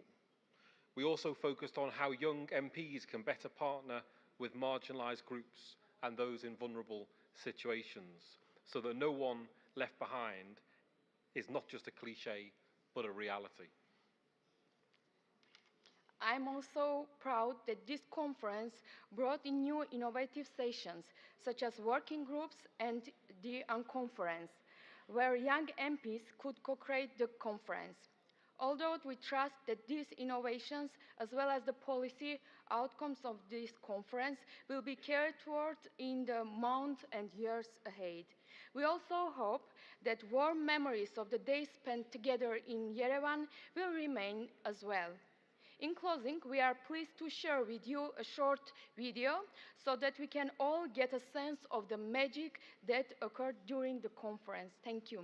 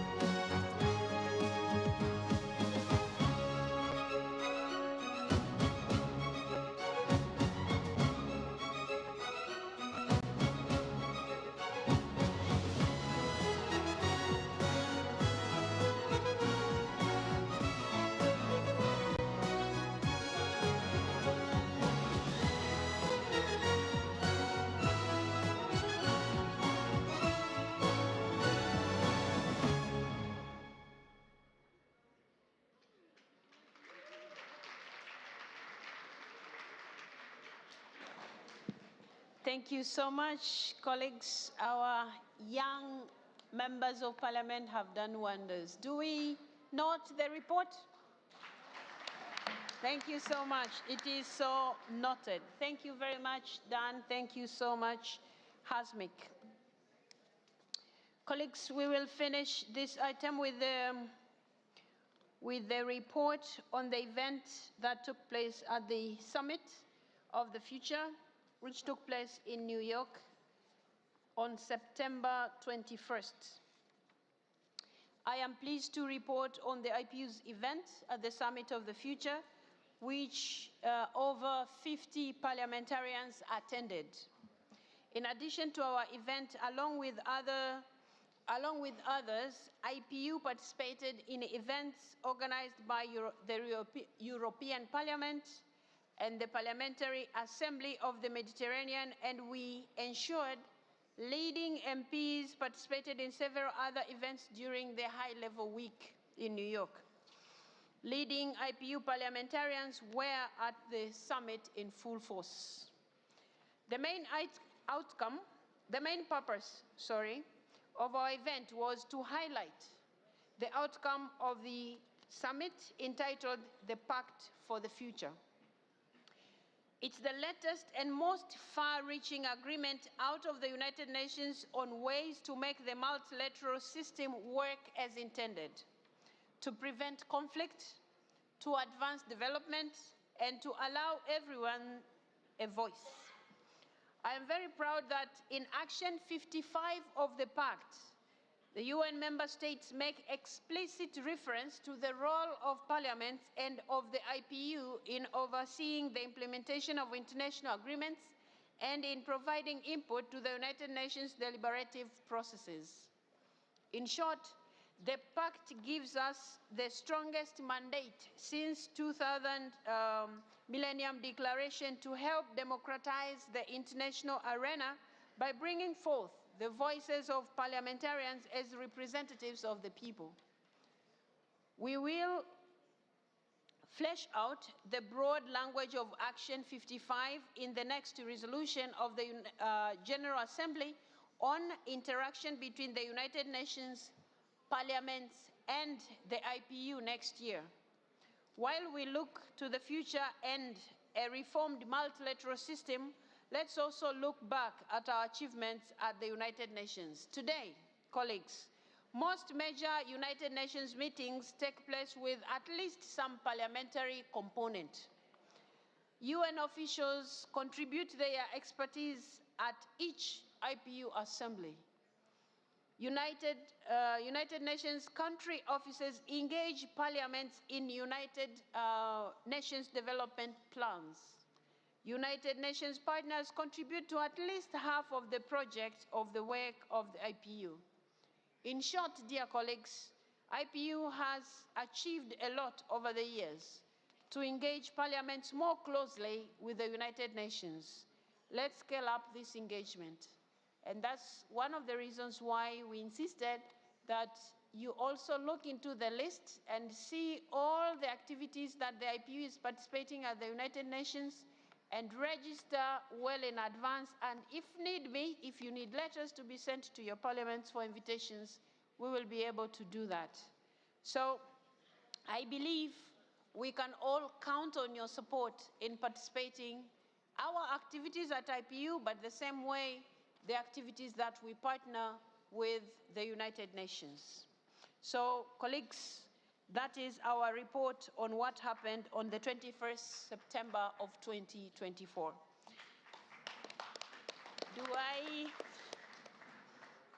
This sounds funny, but do you adopt this report? Thank you so much, colleagues. It's interesting. So we are now almost nearing the end of our Governing Council. We have finished item 19. Now we are going to item 20, which is other business. But now, colleagues, I have not received any information that any delegation would like to address us on any other item, and I'm trying to look up. I don't see any. That being the case, colleagues, I would like to take this opportunity to thank all of you for your cooperation, but also for your insightful contributions that you have made during our 214th session of our Governing Council. As usual, important decisions have been made. I know that I can count once again on your support to implement these decisions which we have made today, but also the day before yesterday. And on Monday. That being the case, I believe we will all be striving to implement the decisions we have made here, because they are all meant to make the world a better place for the people that we represent. I extend my thanks specifically to the Secretary General of our IPU and his entire team for the dedication that they have and for ensuring our Governing Council would go smoothly like it has. Thank you so much, Secretary General. Thank you so much, the entire team of the IPU. You have done a good job. Colleagues, a round of applause for our team. Colleagues, while I have already thanked you, I look forward to once again your commitment to the ideals of IPU, and I also look forward to seeing you soon in April next year, 2025, when we will all be converging in the city of Tashkent in Uzbekistan. So that said, I am now taking this opportunity to adjourn the 214th session of the Governing Council, and I look forward once again to seeing you in the course of the time before we meet next in Tashkent. Thank you so much. The Governing Council stands adjourned.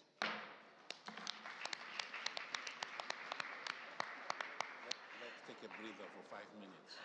Okay, so we are going to have a 5 minutes break, then the assembly will start.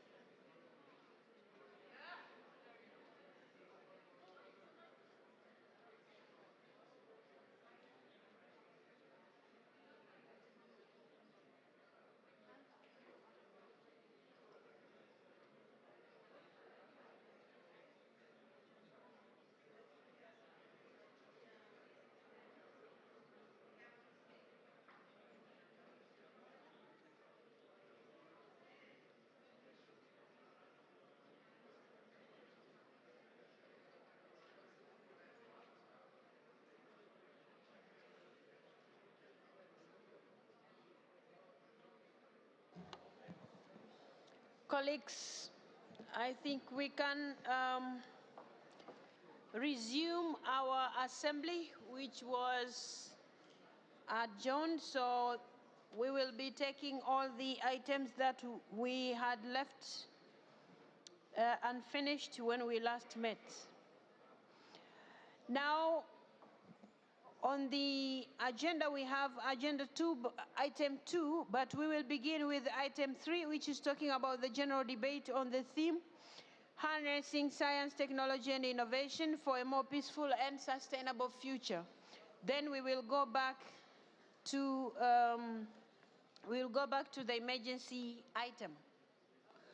Colleagues, we have had substantive and robust deliberations over the past 3 days, having had 157 interventions from 113 national parliaments and 14 partner organizations. Speakers of parliament, deputy speakers, members of parliament, including many young parliamentarians, experts and officials have all shared their experiences, good practices, and wisdom. May I kindly invite, okay, so we are going to use this as a good practice because in our previous meeting we had 2 young parliamentarians representing me to do that. This time also we are going to give a chance to 2 young parliamentarians to do this job on my behalf. So we will have Ms. Mira Al-Suaidi from the UAE, but also Mr. Dan Carden from the United Kingdom. They will be presenting the Geneva Declaration on Science, Technology, and Innovation. So the 2 of you have the floor, and whichever way you have organized yourselves, please go on. Thank you, Madam President.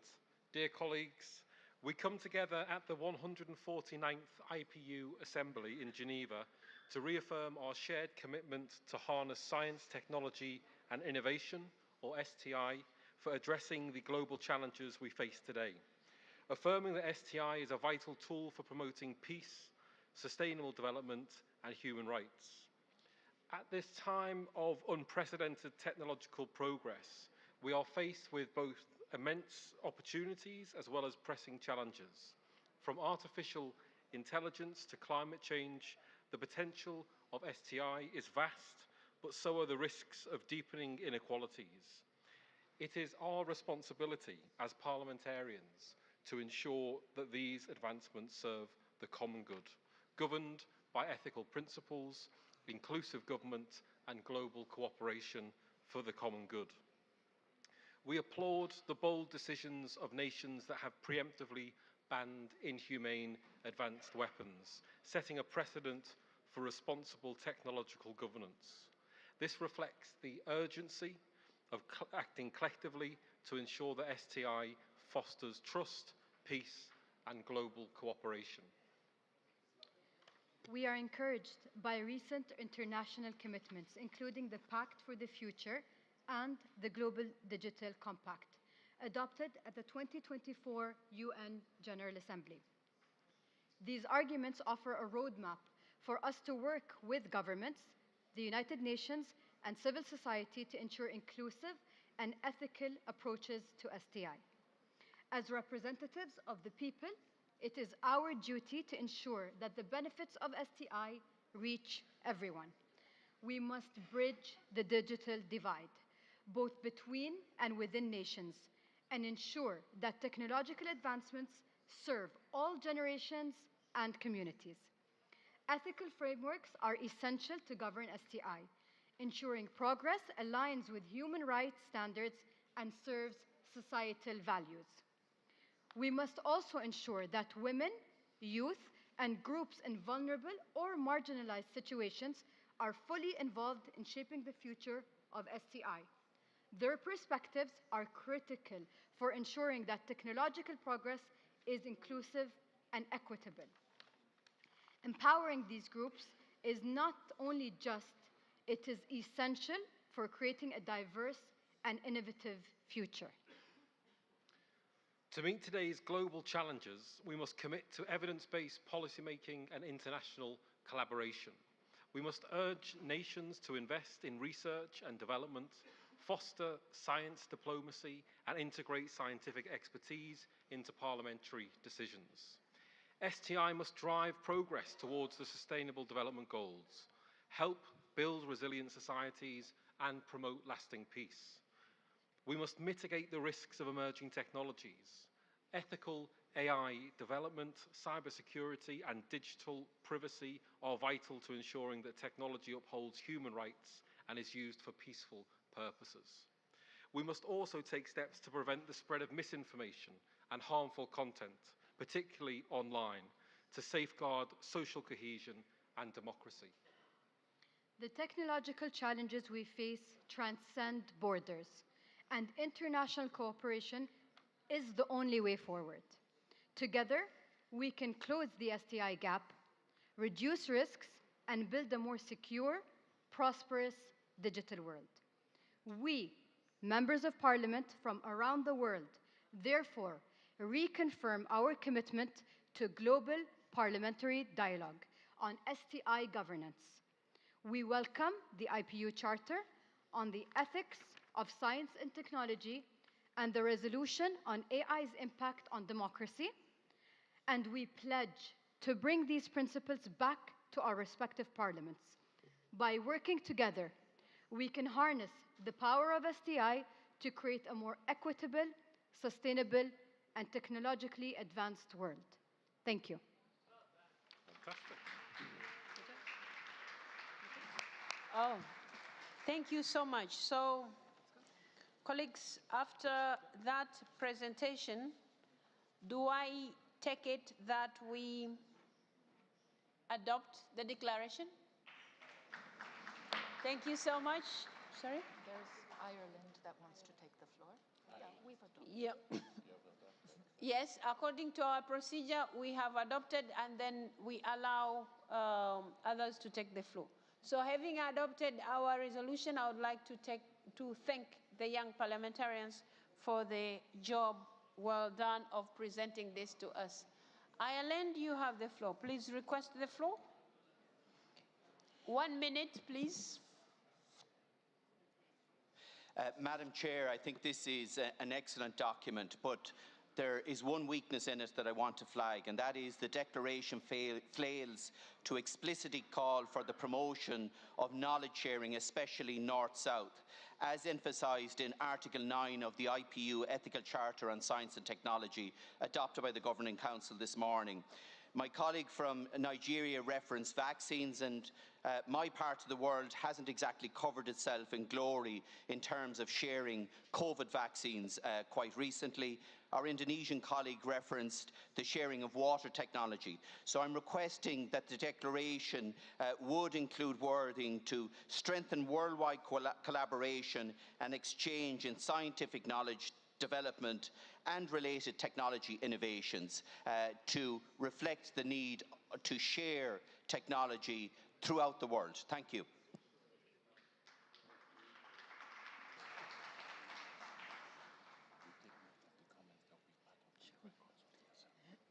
Colleagues, we take note of what our colleague from Ireland has raised, and it will form part of the records of this meeting.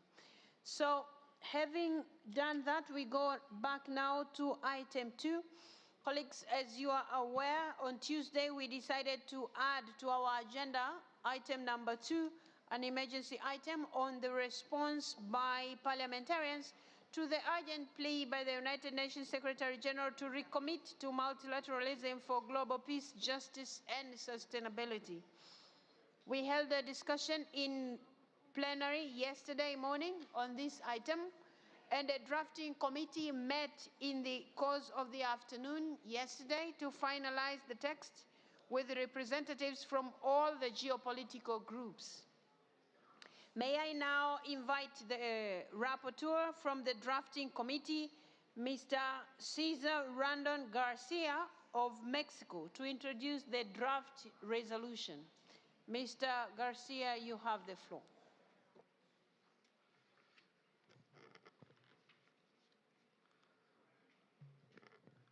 Madam President, Mr. Secretary General, who is also very often the bearer of good news, fellow parliamentarians, I am here today to inform you of the outcome of deliberations of the Drafting Committee on the Emergency Item Resolution, which met yesterday afternoon, 16th of October. The item before you is the outcome of a proposal jointly submitted by the delegations of France, United Kingdom, Germany, Netherlands, and Canada. The title of the resolution before this Assembly reads as follows: Response by parliamentarians to the urgent plea by the UN Secretary General to recommit to multilateralism for global peace, justice, and sustainability. The delegations represented on the drafting committee were those of Argentina, Australia, Burkina Faso, Canada, Germany, the Islamic Republic of Iran, Jordan, Palestine, the Russian Federation, and my own, Mexico. I thank Ms. Michelle Rempel-Garnier from Canada for her professional and respectful chairing and skillful and efficiently seeing us through the challenges we faced. And Madam President, believe me, there were many challenges. The debate was lively, deep, and very thought-provoking. You will see in the resolution the removal of names of specific countries where there is ongoing conflict. I believe it is important for me to explain why. During the course of our discussion, it became clear that many members of the committee wished to address the text around specific conflicts. With the appreciation of the chair, she gave each member of the committee the opportunity to express ourselves relative to the specific concerns we had. After listening to all concerns related to specific countries, the committee agreed it would not be able to find acceptable language for the text given the range of conflicts from Gaza, Lebanon, to Sudan, Myanmar, the Bolivarian Republic of Venezuela, Ukraine, and more. The committee therefore agreed to remove all reference to naming specific conflicts in the interest of maintaining the principle of committing our support to strengthening multilateralism and the contributing to the building of a more resilient, just, sustainable world for the benefit of all citizens. The result of our drafting committee deliberations, Madam President, is the result that highlights the gravity of the challenges the global community is facing and the urgent need for our collective response to these challenges. The resolution clearly reaffirms support for multilateralism through the United States, which remains the cornerstone of the multilateral system and of international cooperation. It also highlights our obligations as members of Parliament to ensure we hold to account our respective governments to show full respect for the Charter of the United Nations. Before placing this resolution before the Assembly, the committee has also agreed to call upon the IPU to establish structures to redesign its emergency item submission, debate, and drafting process, with the aim to establish transparent rules-based process which facilitates productive dialogue between IPU members, resulting in meaningful consensus-based resolutions, and present its findings to the Assembly. Madam President, we have a resolution that calls on all of us to commit to the defense of the principles of peace, human rights, dignity, equality, justice, and solidarity, and to recommit to the purpose and principles of multilateralism. I commend it to this Assembly for approval. Thank you very much. Madam Chair, thank you.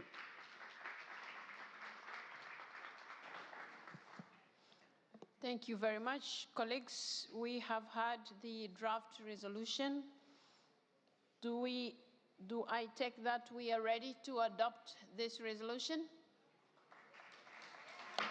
It is so decided. The resolution is adopted, but we have a request here.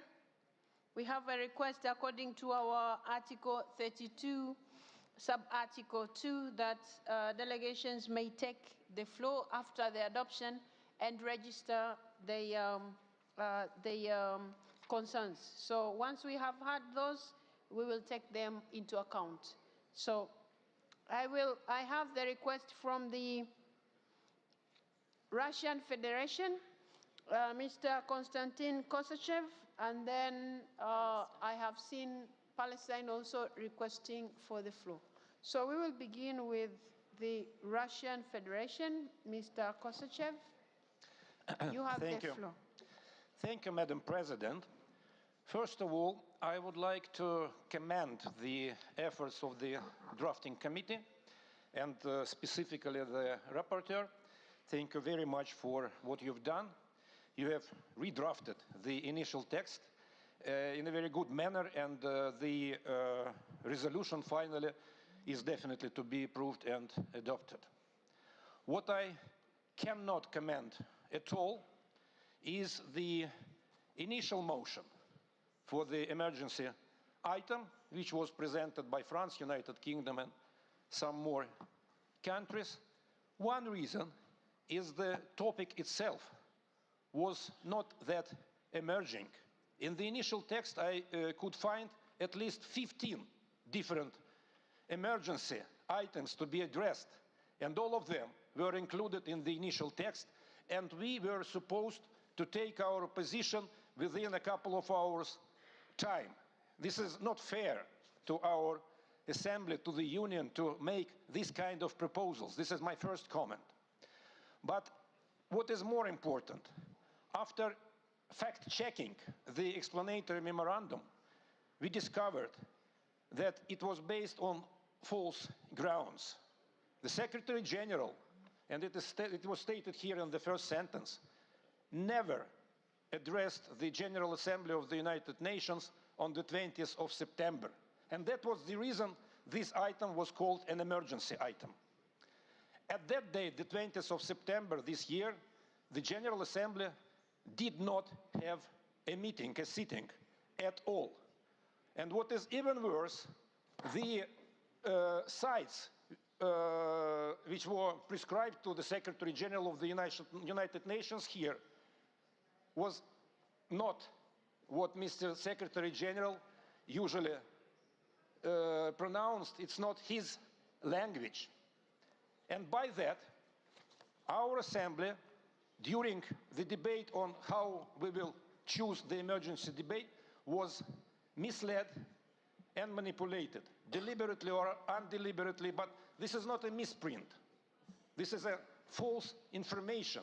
And I feel so sorry about that, because we could have had a different emergency debate. Yesterday, our hemicycle was almost empty, and we had just 4 contributions to the emergency item debate because it was not so much interesting for everybody here. Unfortunately, we could not use opportunities to discuss other really important emergency items like the situation in the Middle East. And I believe that our assembly needs some kind of apology from those who moved this motion for emergency item. But otherwise, the final result again is absolutely acceptable. Well done. Thank you once again, the drafting committee and Your Excellency, Mr. Rapporteur. Thank you. Thank you very much, colleague. We have noted your concerns as per the rules. And now we will go to Palestine. Please request the floor. We will end this session with Argentina. Palestine, you have the floor. شكرا سيدة الرئيسة.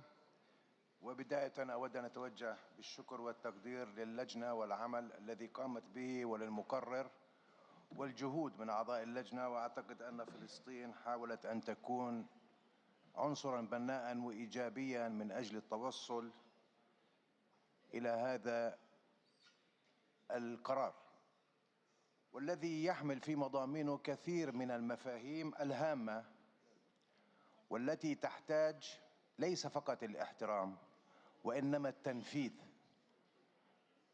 ولذلك يعني أنا أتفق مع ممثل روسيا عندما قال حول موضوع البند الطارئ. أعتقد أننا بحاجة إلى تعريف ما هو البند الطارئ في أعمال الاتحاد البرلماني الدولي. يجب النظر في هذا الأمر ولا تصبح القضية مسيسة وأن يكون هناك ازدواجية معايير وانتقائية. هذا يدمر عمل اتحاد البرلمان، وأعتقد أن البرلمانات الآن في العالم بدأت تأخذ منحى ومسار هام في اتخاذ التشريعات من أجل المساهمة في إنقاذ التحديات الكونية ومن أجل عالم أكثر عدالة وأكثر إنسانية. التعددية كانت نتاج 6 سنوات عجاف مر بها العالم، كانت كوارث وخسائر كبيرة جدا ودم. توصلنا إلى منظومة قانونية دولية في كل المجالات. المشكل الآن الذي نواجهه في ظل هذه الفوضى هو الابتعاد عن ما تم الاتفاق عليه ودفع الثمن الكبير من أجله. وأنا لا أعتقد أن البرلمان يستطيع في هذا الاجتماع أن يغض الطرف عن الحالة التي يمر بها شعبنا الفلسطيني، وهي نتيجة أيضا المؤسسة الدولية عندما الجمعية العامة أخذت قرارا ظالما عام 47 بتقسيم بلدي إلى دولتين، دولة تحتل أرض الدولة الأخرى وتمارس أبشع أشكال الجرائم، والتي أصدرت محكمة العدل الدولية 3 قرارات من أجل الابتعاد عن الإبادة الجماعية التي تمارس ضد المدنيين والأبرياء. لأن حياة الإنسان وحياة البشر يجب أن يكون الهم الذي نلتقي من أجله جميعا، وكل التحديات الكونية من أجل الحفاظ على الإنسان. إذا كان الهدف بعيدا وتم الاستمرار بازدواجية المعايير، هذا سيدمر هذه المنظومة الدولية التي توافقنا عليها، وسنواجه مخاطر وصعاب عنوانها شريعة غاب لا يمكن أن تكون مفيدة لأي منا جميعا ولأجيالنا المستقبلية. التحديات الكونية كبيرة جدا، البرلمانات عليها مسؤولية الأولى لأنها صاحبة التشريعات، ونأمل أن يكون في كل الدول برلمانات. ونحن كفلسطينيين نحاول أن نقوم بانتخاب برلمانا فلسطينيا ديمقراطيا كما حصل قبل حوالي 16 عام، لكن قوة الاحتلال تمنعنا من ذلك. فنريد أيضا صوتكم إلى جانبنا حتى نكون أكثر قدرة وفعالية للتعاطي مع المجتمع الدولي ومع البرلمان، الاتحاد البرلماني الدولي وباقي البرلمانات الأخرى. ومرة أخرى أشكركم جميعا على جهودكم. شكرا سيد الرئيس.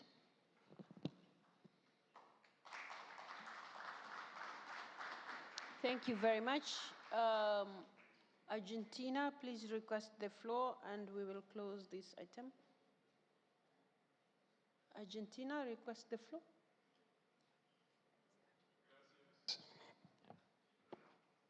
Go ahead. You turned it off. Don't touch it. Don't touch it. Okay. Go ahead. He keeps turning it off. Don't touch it. Touch it once. Once it shows green, leave it, and then it will turn red. It is green. No. It's okay. red now. Hola, hola, Thank you. Muchas gracias, señora Presidente. Hubo una resolución deliberada por la Comisión que ayer tenía solamente que discutir el texto, no abolir la mitad del texto. Y es cierto, yo comparto los lamentos sobre esto, pero hubo una política permanente de obstaculización por parte especialmente de la Federación Rusa para hacer que el texto fuera abolido. Basados en un error de fecha, la declaración del secretario general de la ONU no era del 2024, era del 2022, intentaron, primera moción de Rusia, suprimir la entera declaración. Segunda moción, suprimir todos los párrafos concernientes al secretario general de las Naciones Unidas. Curioso respeto de las reglas de las Naciones Unidas. después sostuvieron que como era del 2022 no había urgencia. Cuando cualquiera puede ver el universo en el que estamos viviendo hoy, el mundo en el que vivimos hoy, es muchísimo más grave la situación que la descrita en el 2022 por el secretario Guterres. Escuché muchas veces el llamado al respeto a las resoluciones de las Naciones Unidas. Me alegra hoy que la delegación palestina haya declarado que la de 1947 es injusta, porque fue justamente el origen del conflicto. Una resolución de las Naciones Unidas creando la solución de dos estados que fue aceptada por Israel y desconocida por la parte árabe, que iniciaron un conflicto y atacaron a Israel. Me alegra la admisión de la delegación palestina sobre la supuesta injusticia de la solución de los dos estados, que después de haber perdido 3 guerras, ahora reclaman. 3 guerras que empezaron siempre del mismo lado. Y yo lamento también muchas cosas. Lamento que no haya menciones directas.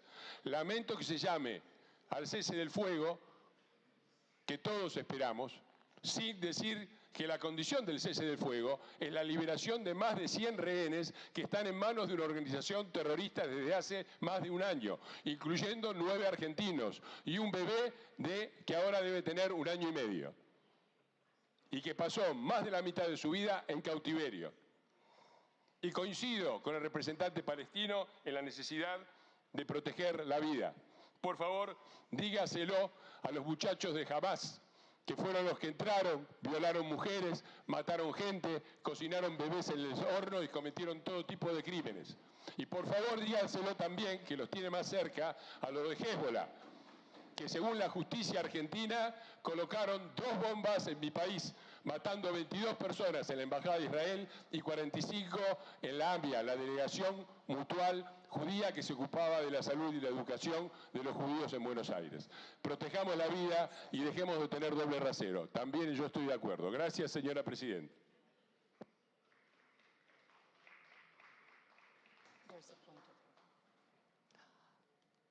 Palestine, is that a point of order? Because you have already addressed the Assembly on this matter. Is it a point of order? Okay. Okay.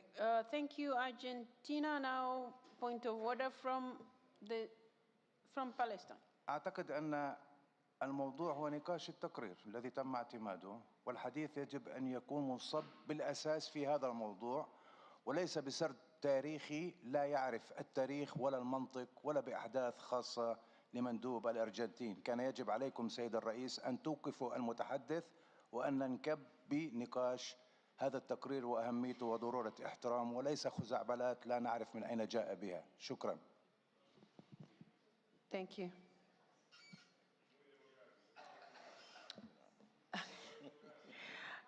No, now I think we have to close that. We have to close this issue, colleagues. So, as per our procedure, we have already adopted this resolution.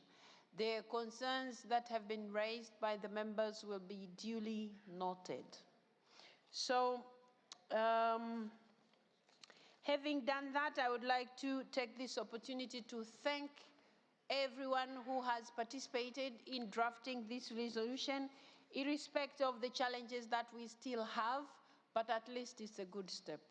So thank you so much, the movers of this motion, but also those who participated in drafting it, so that the voice from a broader spectrum was heard. So thank you so much. Item 3, colleagues, we had already dealt with it. So we are now moving to item number 5 of our agenda, which we have before us now, the resolution prepared by the Standing Committee on Democracy and Human Rights on the impact of artificial intelligence on democracy, human rights, and the rule of law. Further to the work of the Standing Committee, the revised draft resolution has been circulated to you, colleagues, as Assembly Document number A/149/5-DR. I now invite the 2 rapporteurs of this draft resolution, Ms. Ms. Michelle Rampel Ganya of Canada and Ms. Neema Rugangira of Tanzania to introduce the resolution. And since both of them are on the podium, I will also give them a chance to decide the way they have decided how they are going to address us. Both of you have the floor. Thank you. Is it on? Thank you, Madam President. It's a great honor for Michelle and I to stand before you, and I'll be touching on the process that we underwent to prepare this resolution. 12 months ago in Angola, after several conversations, Michelle and I decided to put forward a proposal of the IPU resolution on the impact of artificial intelligence on democracy, human rights, and the rule of law. And we appeared 3 times before the Committee on Democracy and Human Rights, and we were able to present and defend, and the proposal was subsequently accepted, and it was passed and decided in the 147th IPU Assembly that we will be endorsing it or adopting it today, and here we are. Michelle and I recognize that in order to harness the potential of artificial intelligence, we also need to mitigate the risks of artificial intelligence, particularly on democracy, human rights, and the rule of law. And in order to do that, we decided to ensure that we have a strong participatory process throughout the drafting of this resolution. And we brought forward a new way of doing things here at the IPU. We introduced a consultative process, and we thank the IPU for being accommodative. We organized 3 artificial intelligence workshops that were online, and more than 330 members of parliament from 110 parliaments participated. And then we organized another artificial intelligence workshop in Geneva at the 148th Assembly, together with the preparatory debates where more than 150 members of parliament participated. As you can tell, that this process has been very inclusive and participatory. And this entire process not only triggered interest from members of parliament, but also enriched Michelle and I to be able to draft the resolution that you have before you. And most importantly, just to sum up, is that we believe at a time where the world is divided with so many conflicts, we have been able to come together as parliamentarians from different worlds to discuss such a pertinent topic and reach a consensus on the resolution that you have before you. So it is my hope that both Michelle and I are hoping that this resolution on the impact of artificial intelligence on democracy, human rights, and the rule of law will be put to life, will be used, and will be implemented into tangible actions and results. And accordingly, the IPU will lead the process of making sure that the IPU becomes a pioneer of ensuring that we have a global minimum standard of artificial intelligence. And I'll now hand over to Michelle to talk about the contents. Thank you, colleagues. Colleagues, I want to thank all of the delegations that submitted, I believe it was over 200 amendments to the draft text. I'm thanking you now, but we weren't thanking you a few weeks ago when we were going through all of these, only because there was so much good content and perspectives that I think we both learned a lot from. To conclude on the process, we can assure you that what we tried to do was to take every single one of the amendment proposals and put it into the final draft text that's before you today. And I think the conversation that we had in the steering committee shows, the result shows the conversation that we had, which was approach from a consensus building perspective and resulted in a unanimous consent on the report. Colleagues, our final product touches on many aspects of this particular debate, which we hope will be actioned by your parliaments, as well as initiatives that are already underway at the IPU. The resolution talks about the need for education and capacity building within parliaments, but also within the general public on the economic and societal transformations that could happen because of artificial intelligence, with an emphasis on the potential benefits and threats that this poses to democracy and human rights. We want to thank the work of the Forum of Women Parliamentarians, who put forward many excellent suggestions for bringing a gender lens to this particular work, and we feel that the final text reflects those discussions. The other big thanks that we want to give out a shout out to is to Dennis Naughton and his working group on science technology, which worked hand and glove with us on this for over a year. Dennis was a wonderful champion of two very strong women, and we want to thank him for that, as well as the Secretariat. A special shout out to Andy Richardson, as well as to our teams in our home country, my staff in Canada, as well as Nima's in Tanzania, and both of our delegation secretaries for all their hard work. Colleagues, we think that this is a comprehensive text which can be built on and will stand the test of time as we see a global transformation from artificial intelligence. And colleagues, I just want to close by echoing what Naima said as we close the assembly today.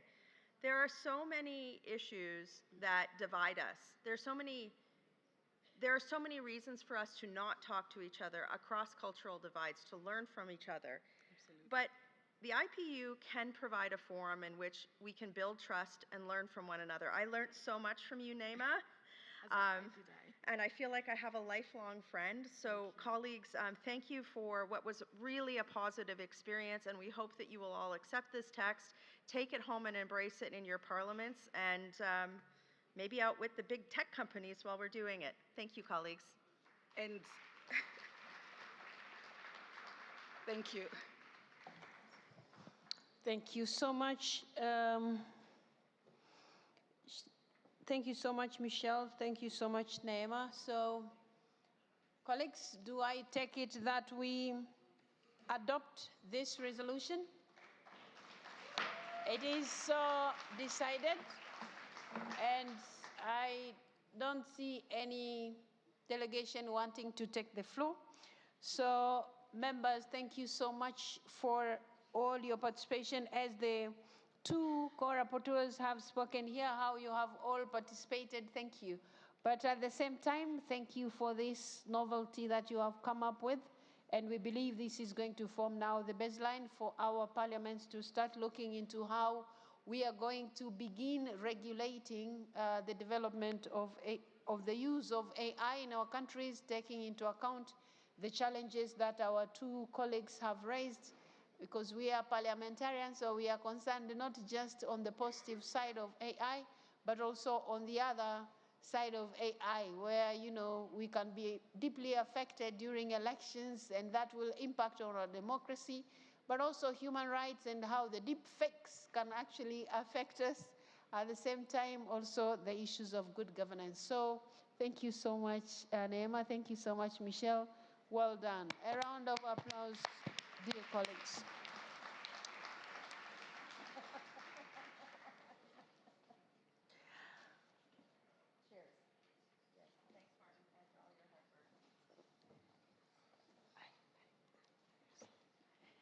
So, colleagues, that was item 5. So now we move to item 6, reports of the standing committees. And on this, we are going to begin with our Standing Committee on Peace and International Security. And I would like to invite the acting president of the committee, Mr. Wehley of Switzerland, to present to us the report.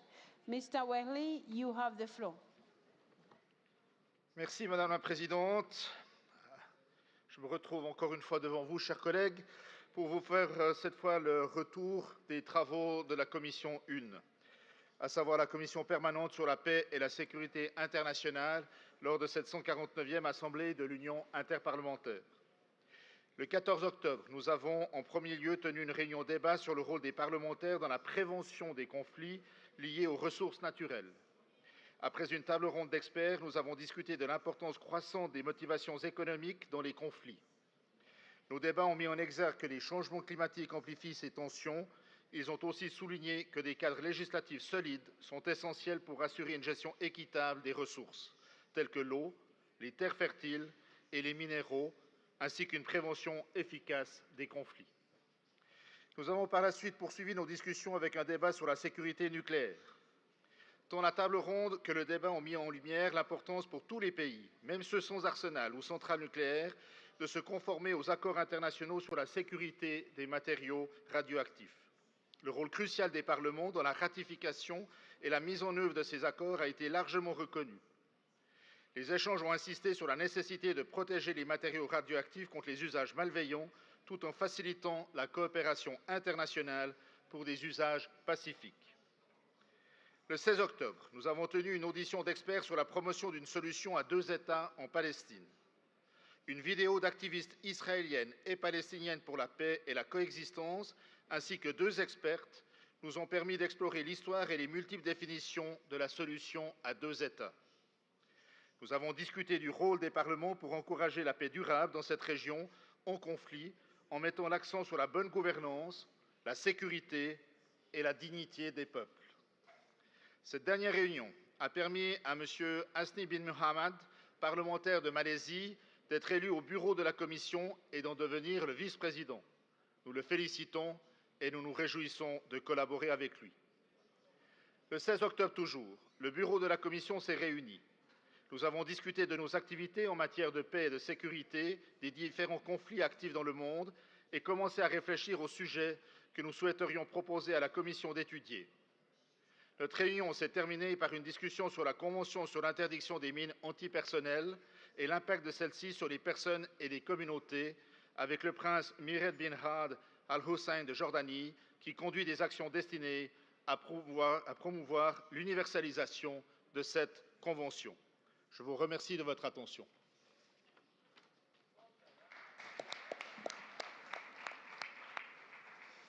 Thank you so much. Colleagues, do we note this report? Thank you so much. It is so noted. May I also take this opportunity to recall, dear colleagues, that at the 148th Assembly this past March, the Assembly approved the theme of the next resolution of the First Standing Committee, which will deal with the role of parliaments in advancing the two-state solution in Palestine. 2 rapporteurs were identified on this occasion, Mr. Bochet of Algeria and Speaker Batima of Ireland. The Assembly also agreed that, as proposed by the Bureau of the Standing Committee, given the complexity of this issue and the wish to render this exercise as inclusive as possible, that I would, as President of IPU, engage in consultation with a view to identifying additional rapporteurs from the other regions. I am pleased to inform you, colleagues, that following such consultations, I'd like to propose the following additional rapporteurs to work on the draft resolution that will be submitted for adoption on the occasion of the 150th IPU Assembly in April 2025. Ms. Marcela Guerra of Mexico, who will help us bring the perspective of women, peace and security. Ms. Sovina Vardanyan of Armenia, who will bring in the youth perspectives. But we also have Mr. Tangi Utikere of New Zealand and Deputy Speaker Tsepang Sitamosena of Lesotho. I don't know if they're all here. Marcela, she has just left. Sovina Vardanyan of Armenia, are you in? It's probably out as well. Tangi Utikere of New Zealand. Okay. And Deputy Speaker Sepang Sitamosena of Lesotho. Okay, sorry? Where? I don't see her. But anyway, we have consulted with them and they're ready to join this team. So, colleagues, we will have a group of 6 rapporteurs, 3 women and 3 men from all our geopolitical groups to work on this critically important resolution. And that said, I wish that the Assembly would endorse this proposal. Thank you. Thank you very much, colleagues. It is so decided. I would like now to pass on to the Standing Committee on Sustainable Development. And on this, I will invite the President of the committee, Mr. Waven William of Seychelles, to present the report. Mr. William, you have the floor.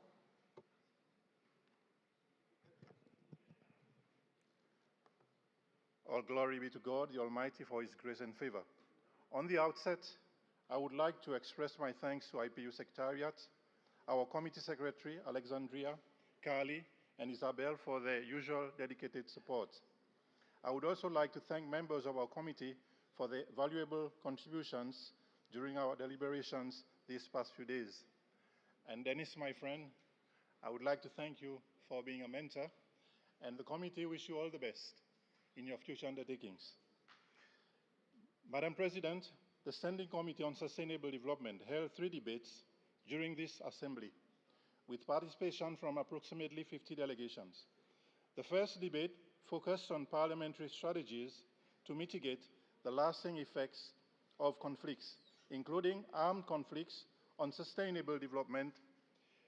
This aligns with the theme of a resolution to be presented at the committee's next session in April 2025.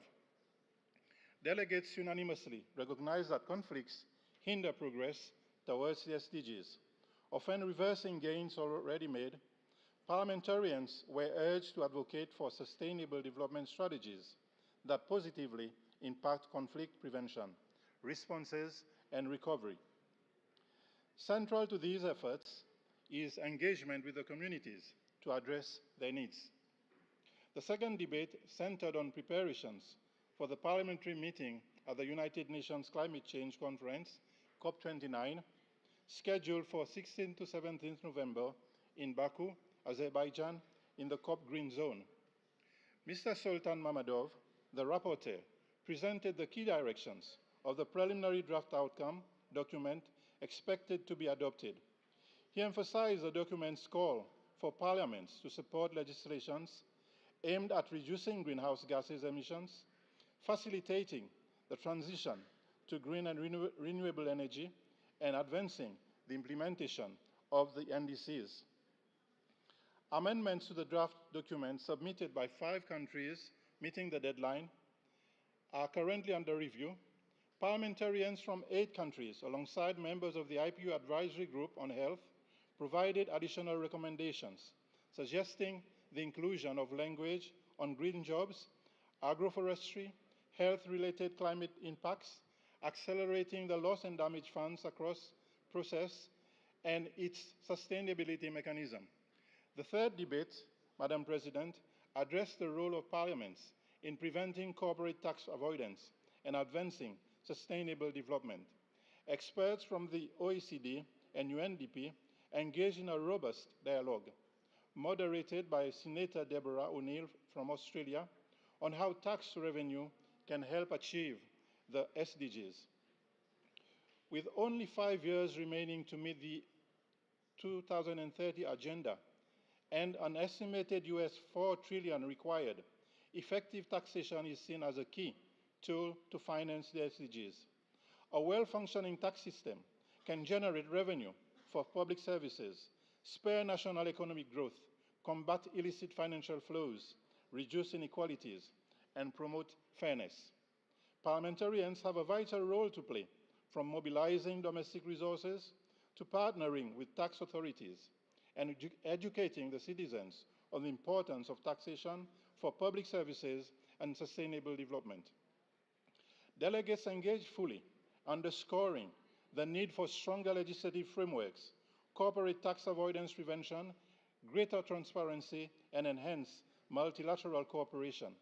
Additionally, the need for specific capacity building for parliamentarians on the subject. Last but not least, elections were held for positions on the bureau of the committee. Mr. Mohamed Zaid El Meher of Tunisia was elected as a new member, and Mr. Sergei Gavrilov from the Russian Federation was elected for a 2nd term.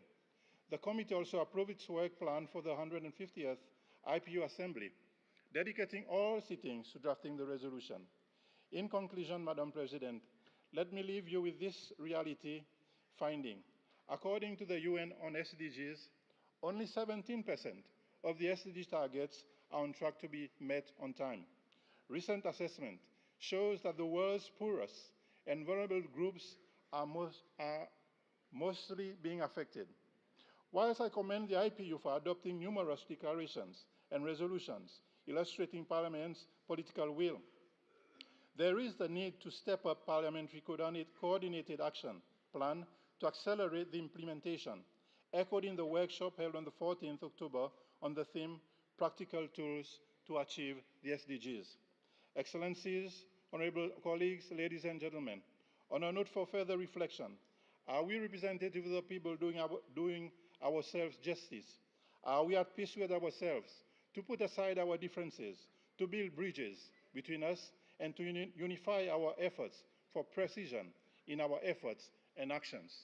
Do not let our emotions deny us the opportunity to do what is right, just, and fair.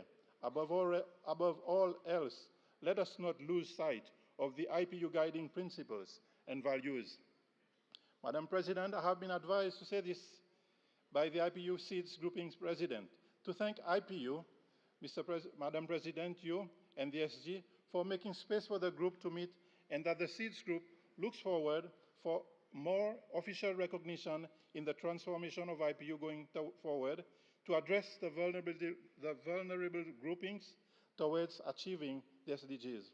I wish you all a safe trip back home, and as you go, be always mindful of how, in your respective countries, you can influence the acceleration of Sustainable Development Action Plan implementation to the best of your ability. Madam President, I thank you. Thank you so much, William. Colleagues, do I take it that the Assembly takes note of this report? Thank you very much. It is so decided. Now I'd like to go on and call the President for the Standing Committee on the United Nations Affairs, Mr. McGuinty of Canada, to present his report. Mr. McGuinty, you have the floor.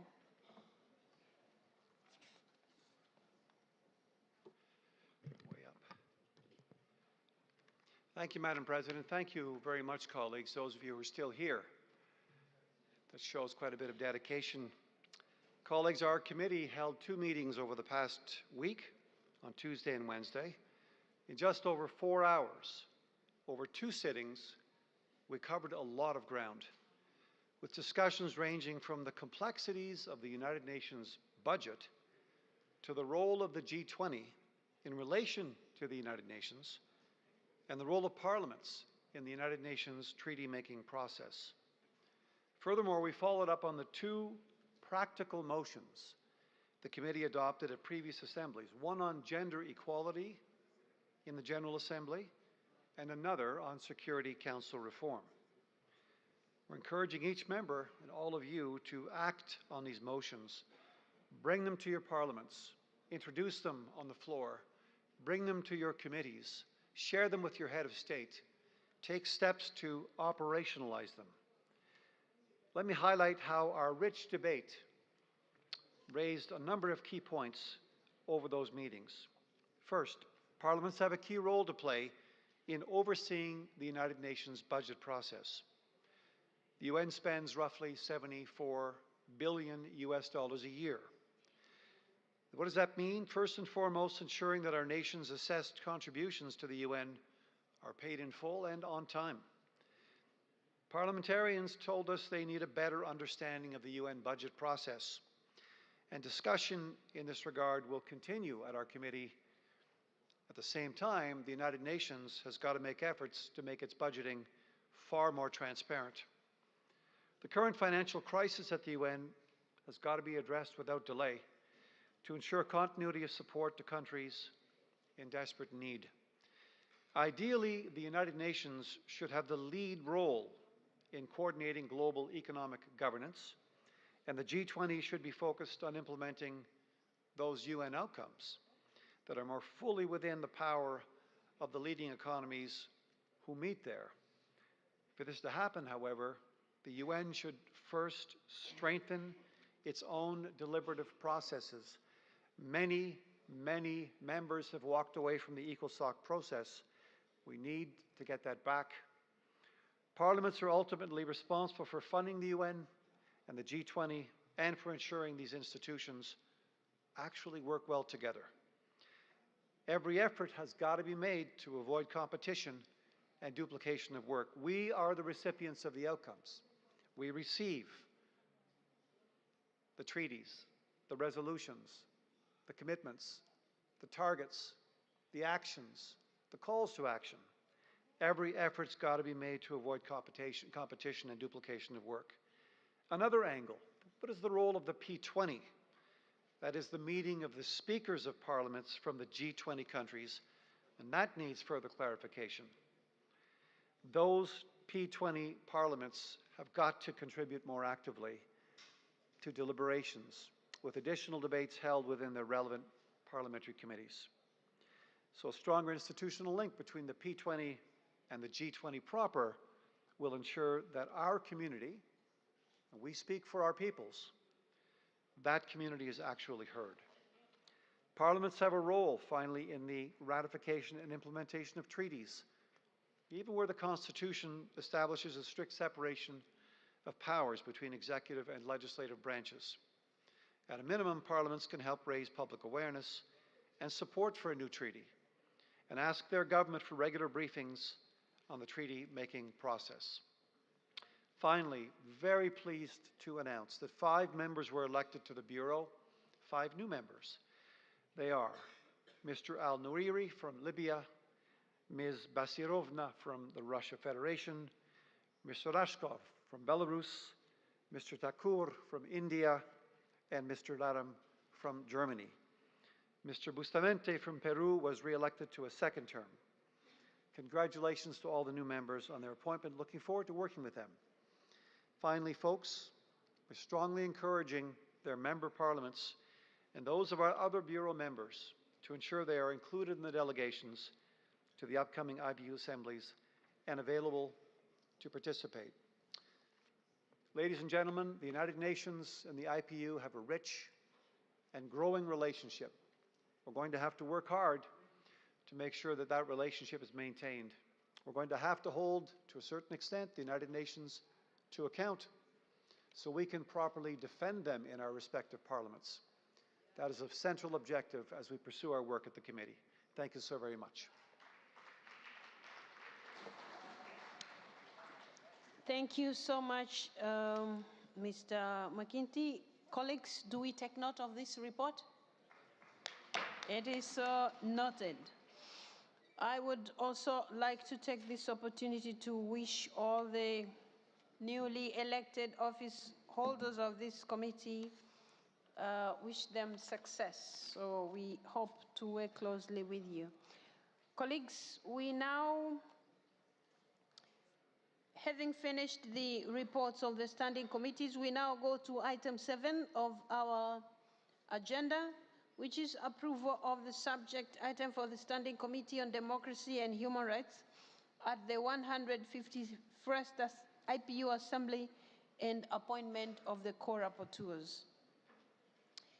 Colleagues, document A/149/7-R.1, as you will see, the Standing Committee on Democracy and Human Rights is proposing as its subject item for the next 1-year cycle the theme of recognizing and supporting the victims of illegal international adoption and taking measures to prevent this practice.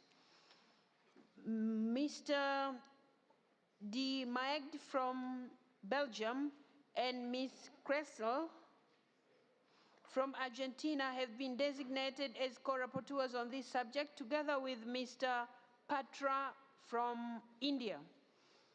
So, colleagues, do we adopt this decision? Thank you very much. It is so decided. Mr. Budanda wanted to take the floor. Mr. Who? Mr. Mudanda, Zimbabwe. Okay. Wait. Zimbabwe, Speaker Mudenda, you have the floor. Yeah, I feel very uncomfortable, thank you, Mr. President, because you have hit your hammer already. Before we could comment, it was at the speed of lightning.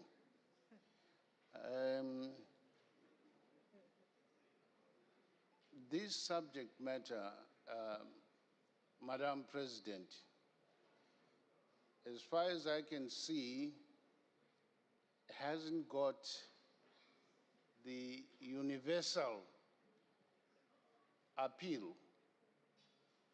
There are several issues that are taking place in the world now which will require, you know, some interventions by parliaments. With all the due respect to the committee, I really feel that this subject has got limitations in terms of its expansiveness at the moment in the world. As you have already ruled, perhaps you can only take note of my observation, but otherwise it hasn't got the expansive qualification to really embrace universal approach in terms of looking at this subject. As far as the 180 parliaments are concerned, it is a very shallow subject, I'm afraid. Well, like you rightly noted, we will take note, but even if we hadn't adopted, because the procedure, by the time the proposal comes here, it has already gone through the Bureau of the Standing Committee, then the Standing Committee has already approved it, and I want to think we also have representatives there, but that doesn't mean whatever views that you have that this is the end, because this is just, we are proposing the subject item. So it can always be broadened through our representatives to those committees and add whatever they feel would be more appropriate under the current situation, because you have a whole year working on this. So your points are noted, but at the same time, I believe the leadership of this committee and even the new members that we have elected in the course of the day will be taking note of what you have said, and they can definitely try to see what they can include in this, under this theme. So, colleagues, we had already adopted the decision in respect of the rapporteurs and the theme itself. Now, that said, we will go to item 8, which is talking about amendments to the IPU statutes and rules. Colleagues, in 2023, a broad consultation was carried out on possible amendments to the IPU statutes and rules, further to which proposals were gathered from member parliaments, the geopolitical groups, the IPU's specialized bodies, and the IPU Secretariat. The proposals were studied extensively by a working group established by the Executive Committee in March 2024. They held 3 meetings of the working group held 3 meetings between March and May 2024. Subsequently, at its meeting in Zanzibar in 2024 June, the Executive Committee agreed on a series of proposed amendments which are distributed to you members as number capital A/149/8-P.1 for submission to the membership 3 months prior to the 149th Assembly as per Article 30 of the Statutes. By the deadline of 2nd September 2024, amendments to the statutes, and 14th September 2024, amendments to the rules, several member parliaments had availed themselves of the opportunity to provide feedback and propose sub-amendments. The admissible sub-amendments and clarifications from the Secretariat on several related points were sent to the membership on 26 October 2024. The document is numbered capital A/149/8-P.1-AM. At its meeting on 11th October 2024, the Executive Committee endorsed the sub-amendments proposed by France and Switzerland and referred the proposed amendment to Article 10, Sub-Article 1 of the Statutes, along with the sub-amendments proposed by Thailand and Turkey, back to the working group for further consideration. The working group will resume its work later in 2024 to consider this matter along with other pending requests. This document, colleagues, contains the final proposed amendments to the statutes and rules of the Assembly. The Assembly is invited to adopt these amendments, and here we are using the word final in the sense that much as this is a work in progress, the amendments which have been agreed upon are being brought to you so that we approve them, and then they form part of our statutes and rules. So the other provisions which our working group is still working on, they are not part of this document. A separate document, colleagues, CL/214/9-P.1-Rev was approved earlier today, containing amendments to the rules of the Governing Council, the rules of the Executive Committee, the rules of the Standing Committee, the rules of the Forum of Women Parliamentarians, and the rules and working modalities of the Forum of Young Parliamentarians. Dear colleagues, I believe you have had a chance to go through the amendments because these documents were circulated to you earlier in advance. And having done that and the brief explanation which I have just given you, do we approve the amendments to the IPU statutes and assembly rules? It is so decided. Thank you very much. Colleagues, as per our practice, we usually hear some remarks from representatives of the geopolitical groups. Sometimes it's their president, sometimes it's their designate. So today we will hear also from the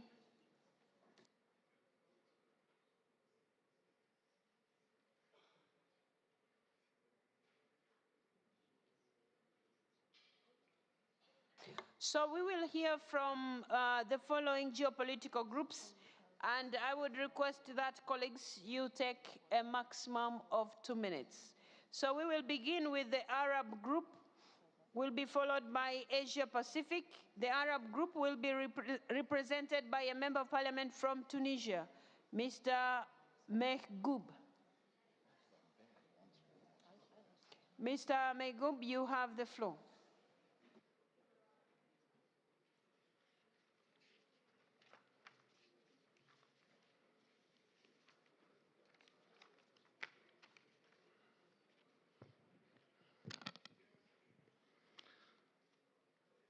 بسم الله الرحمن الرحيم والصلاة والسلام على أشرف المرسلين.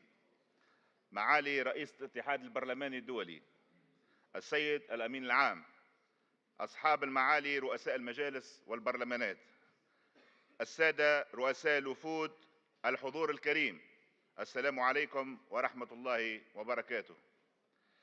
أتحدث إليكم اليوم باسم المجموعة العربية في اختتام أعمال الجمعية العامة 149 للاتحاد البرلماني الدولي لأعبر عن بالغ الشكر والامتنان لمعالي رئيس الاتحاد البرلماني الدولي والسيد الأمين العام للاتحاد والأمانة العامة على ما بذلوه من جهود في تسيير هذه الأشغال وعلى التنظيم الجيد والتسهيلات المقدمة للوفود، كما أشكرهم على حرصهم الدائم ومساعيهم الحثيثة من أجل توفير الظروف الملائمة لتعزيز العمل البرلماني المشترك.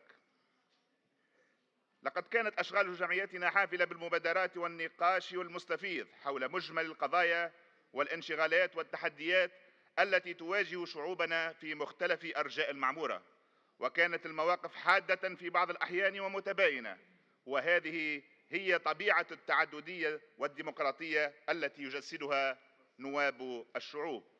علاوة على أن الدبلوماسية البرلمانية التي تجسدها في هذه الفضاءات يجب أن تسهم بشكل فاعل في تصحيح اتجاه بوصلة العمل الديمقراطي والإنساني نحو تغليب صوت العقل ولغة الحوار بدلا من لغة العنف والتطرف، وإرساء قواعد العدالة والأمن والسلام لجميع الأطراف في كنف احترام القيم الإنسانية السامية والشرعية الدولية ومبادئ القانون الدولي الإنساني.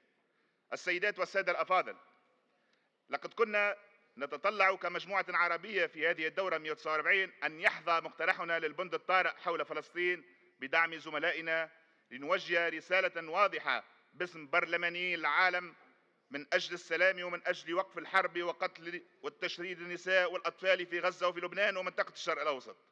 لكن مع ذلك فإن نضالنا مستمر مع زملائنا البرلمانيين عبر العالم في كل المحافل إلى أن يدركوا فداحة الجرم التي يتسبب فيه استمرار صمتهم إزاء ما يرتكب في حق الأبرياء.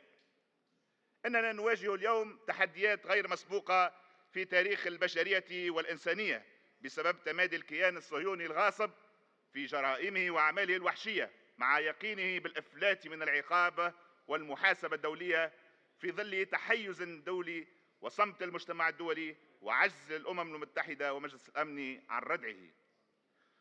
وواجبنا كبرلمانيين في ظل هذا الواقع المضطرب على نحو متفاقم أن نكون صوتا واحدا يدافع عن حقوق الشعوب وتطبيق قرارات الشرعية الدولية، لأن أي شعب معرض لما يعانيه الشعب الفلسطيني اليوم في ظل سيادة منطق القانون الغاب. وعليه فإننا أجدد ندائي للضمائر الحية وللبرلمانيين عبر العالم لتوجيه الكلمة وإدانة الجرائم البشعة التي يتعرض لها الأطفال الأبرياء، والسعي من أجل وقوف فوري ودائم لإطلاق النار في فلسطين ولبنان، وإيجاد حل عادل وشامل للقضية الفلسطينية، وتوكين شعبها من حقه الثابت في إقامة دولته المستقلة كاملة السيادة على أرضه وعاصمتها القدس الشريف.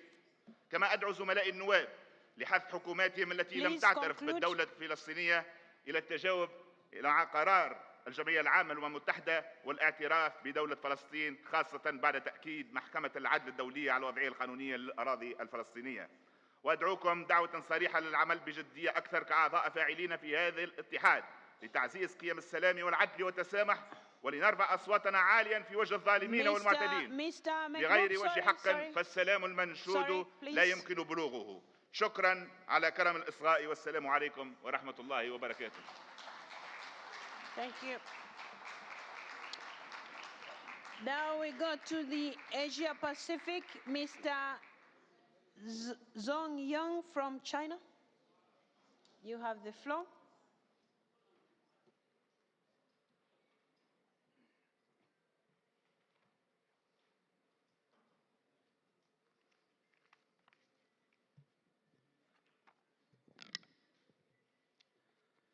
Madam President, dear colleagues, thank you for giving me the floor. It's a great honor for me to address you today on behalf of APG. First of all, we would like to extend our sincere thanks to IPU President, the IPU Secretary General, and all of you here for your outstanding work for this assembly. Please allow me to explain the transition in the chair of Asia Pacific Group first. Since the previous chair was not able to continue its role, after consultations by the IPU Secretariat with members and in accordance with the rules of procedure of APG, China has taken the responsibility of serving as the new chair of the group. Effective from this APG meeting, and will remain in this position during the 115th IPU Assembly. On 13 October, we held the APG meeting, which was attended by 19 delegations. We would especially thank Madam President Tulia Aksung for attending and addressing the APG meeting, despite of her extremely tight schedule. The meeting was undoubtedly a great success, with plenty of consensus reached within the group. During the meeting, APG members expressed their strong support for and interest in participating in the IPU-related work. With a large number of candidates competing for vacancies within the APG for IPU positions. With concerted efforts of all members, 17 candidates were eventually nominated, and after coordination and votes, it was agreed that the APG will endow parliamentaries from Malaysia, Australia, India, Thailand, and Maldives as candidates to the corresponding committees and other bodies. We also deliberated on emergency item proposals. Additionally, China briefed the group on the first preparatory committee meeting for the 60th Speakers Conference. Last but not least, the Asia-Pacific Group would congratulate everyone present here for what we have achieved during this assembly, which is a resounding success in expanding our common ground as regards harnessing science, technology, and innovations for a more peaceful and sustainable future, boosting parliamentary cooperation in regulating the development of AI, combating corporate tax avoidance, strengthening ties with the UN, reserving peace for the world, and enhancing multilateralism, among others. The APG is happy and privileged to be part of this progress and stands ready to follow through our achievement hand in hand with other parliaments. It's our belief that given the turbulent international landscape and growing instability worldwide, it is the common aspirations of our parliaments as representatives of our peoples to promote cooperation, dialogue, solidarity, and just making considerable contributions to the common and bright future for mankind. Thank you for your attention. Thank you. Now we will hear from Maria del Carmel. Maria del Carmel. This handwriting? Alva from GRULAC. You have the floor, 2 minutes. Thank you.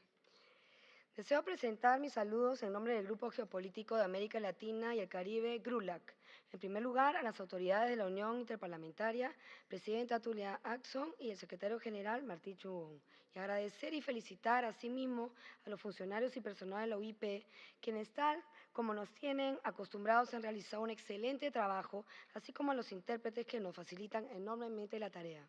El presidente de GRULAC, Honorable Mansur Nadir, de Guyana, y la primera vicepresidenta, senadora Lucía Krexel, de Argentina, me han encomendado representar a nuestro grupo geopolítico, pues ambos tenían compromisos en sus respectivos países y debieron retornar. Durante esta 149 asamblea hemos contado con la participación y presencia de 10 miembros y 2 asociados de la región. Las delegaciones que han participado en la asamblea son Argentina, Brasil, Chile, Ecuador, Guyana, México, Paraguay, Perú, República Dominicana y Surinam. Los miembros asociados que nos acompañaron son Parlatino y Parlasur, en ambos casos a través de sus respectivos presidentes, el honorable Rolando González Patricio de Cuba y Fabián Martín de Argentina. Durante la reunión del GRULAC del sábado pasado, nuestro grupo se ocupó de cubrir las vacantes respectivas, entre otras las del Comité Ejecutivo. En ese marco he sido elegida por mis pares como reemplazante de la honorable Beatriz Argimón, vicepresidenta de Uruguay y miembro del Comité Ejecutivo saliente. Agradezco a mis pares y a la UIP por confiar en mí y otorgándome tan importante responsabilidad. Un aspecto especial para mencionar es el relativo al punto de urgencia de esta asamblea. 6 países auspiciaron en forma conjunta una propuesta relativa a la situación de los niños y niñas en los conflictos armados en todo el mundo. Los sponsors fueron legisladores de Argentina, Brasil, Chile, Guyana, Perú, México. Como todos saben, de la votación de las propuestas de punto de urgencia solo lograron los 2/3 2 propuestas, la del Grupo 12 más y la del GRULAC. Fueron más de 700 votos positivos. Si bien nuestra propuesta no prosperó, la propuesta seleccionada por la Asamblea incluye referencia a la necesidad de protección a los niños de la guerra. Luego de 2 asambleas fallidas en octubre de 2023 y en marzo de 2024, queremos felicitar a la Asamblea y a la UIP por haber logrado consenso sobre un punto de urgencia tan importante como la ratificación de nuestro compromiso como comunidad parlamentaria internacional con el multilateralismo para la paz, la justicia y la sostenibilidad global. En nombre del GRULAC, les deseo a todos que tengan un buen y seguro viaje de regreso a sus respectivos hogares y ojalá puedan disfrutar el fin de semana de sus seres queridos. Hasta pronto y nos vemos en nuestra próxima asamblea en Uzbekistán. Muchas gracias. Thank you so much. Thank you so much, colleagues. This is our new member of the Executive Committee of the IPU. So you have seen her and you have heard her. Colleagues, now I'll call Mr. Kouassi from Côte d'Ivoire, representing the Africa Geopolitical Group.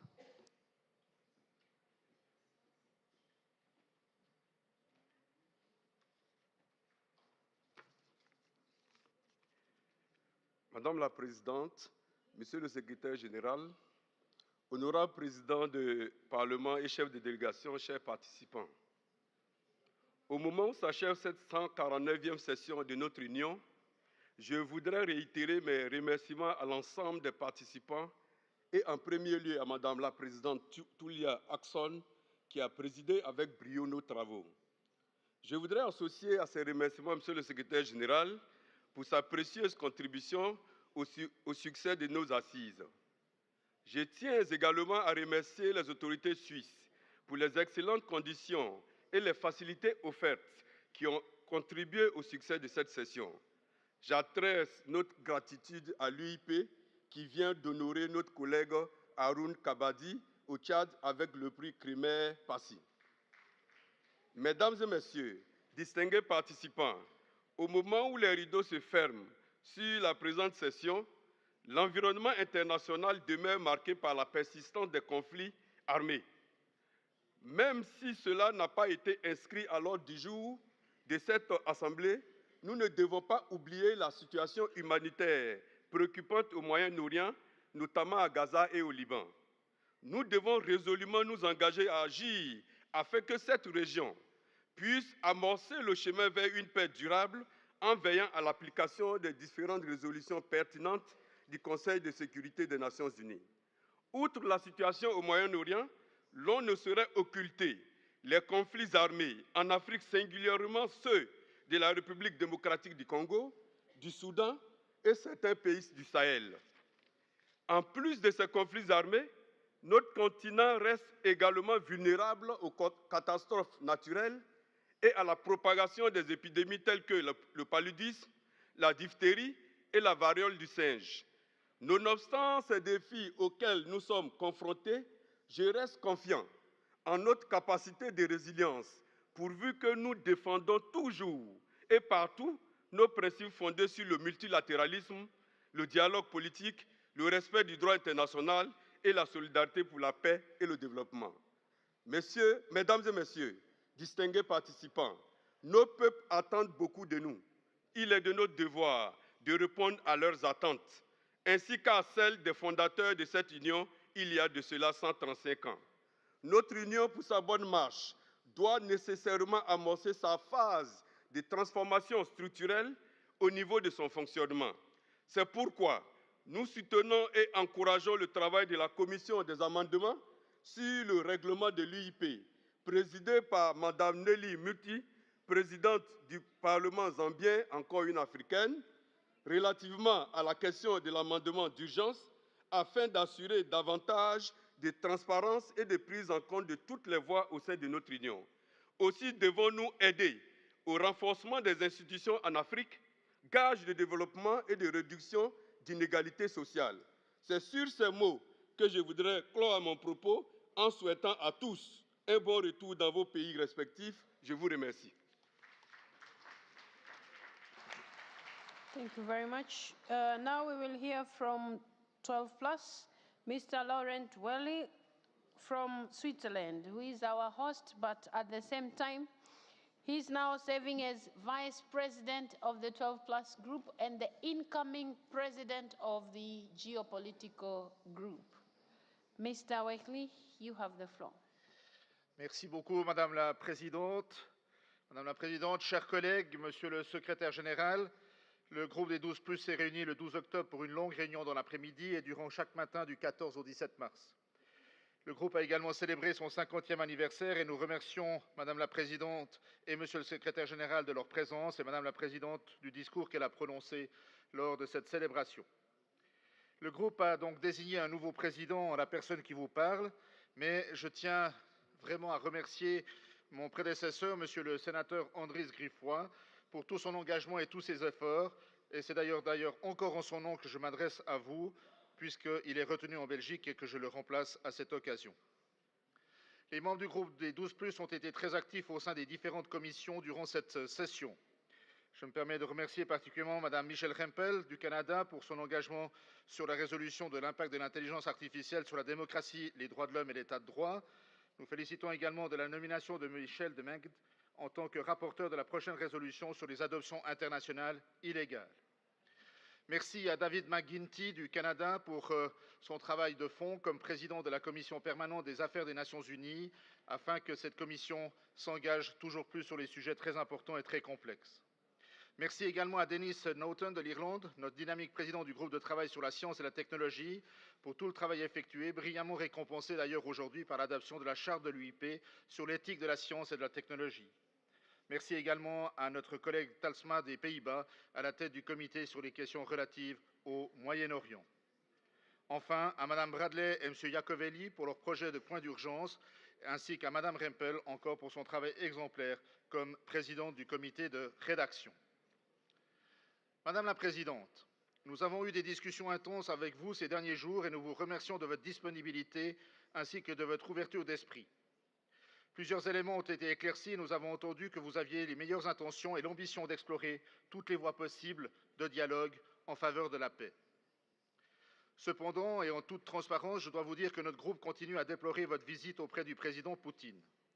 Certes, M. Poutine est le président de son pays, mais la Cour pénale internationale a délivré un mandat d'arrêt contre lui en raison de crimes de guerre en Ukraine pour la déportation d'enfants de zones occupées d'Ukraine vers la Fédération de Russie, et les partis au statut de Rome sont tenus de l'arrêter s'il met le pied sur leur territoire. Je suis bien conscient, chers collègues, que nous devons toujours nous méfier des doubles standards, mais l'Ukraine est un pays qui est devenu pacifiquement un État souverain dans le respect de toutes les règles internationales. Elle ne fait rien d'autre que de se défendre contre un agresseur brutal qui invente toutes sortes de fausses raisons pour l'attaquer. Madame la Présidente, nous sommes satisfaits de notre réunion franche et fructueuse en petit comité mardi. Il est important d'avancer maintenant ensemble et je peux vous assurer que le groupe des 12+, entend le faire. Nous sommes prêts à travailler pleinement avec vous en faveur de l'UIP et en faveur de toutes les actions que l'UIP peut conduire, notamment pour la paix. Nous nous réjouissons d'ores et déjà des initiatives qui sont en cours de développement au sein du comité exécutif et notre groupe reste entièrement disponible pour travailler ensemble sur les objectifs communs donc de notre organisation et de la résolution et de nos résolutions telles que nous les avons votées jusqu'à aujourd'hui. Enfin, vous me permettrez de conclure ces quelques propos en remerciant tous les collègues pour les échanges inspirants durant cette session. Bien entendu, Monsieur le Secrétaire général et toute votre équipe du secrétaire de l'UIP qui a de nouveau fait un travail exemplaire à l'occasion de cette 149e session ici à Genève et nous vous en savons gré. Merci également à tous les collaboratrices et collaborateurs des différentes délégations qui réussissent la gageure de mettre en relation et d'assurer les suivis nécessaires. Encore une fois, nous avons été très honorés de pouvoir vous accueillir dans mon pays, la Suisse, ici à Genève. Je vous souhaite à toutes et tous un excellent voyage, de très bons engagements de parlementaires et nous nous réjouissons d'ores et déjà de vous retrouver pour la 150e session de l'Union interparlementaire l'année prochaine. Je vous remercie de votre attention.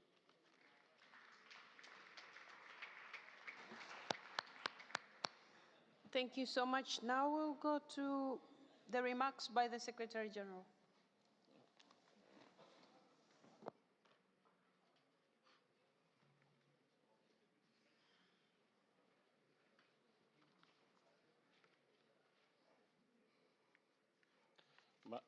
Madam President, distinguished members of the IPU, dear guests, delegates, I am cognizant of the lateness of the hour, but I would not resist the temptation or urge to express my deep satisfaction at the way this assembly has unfolded. Over the past few days, there have been several moments in this room and in other venues in this assembly building when our members have expressed opposing views and passions have run high. These moments can feel very tense and uncomfortable, but they are one of the main raison d'etre of our IPU assemblies.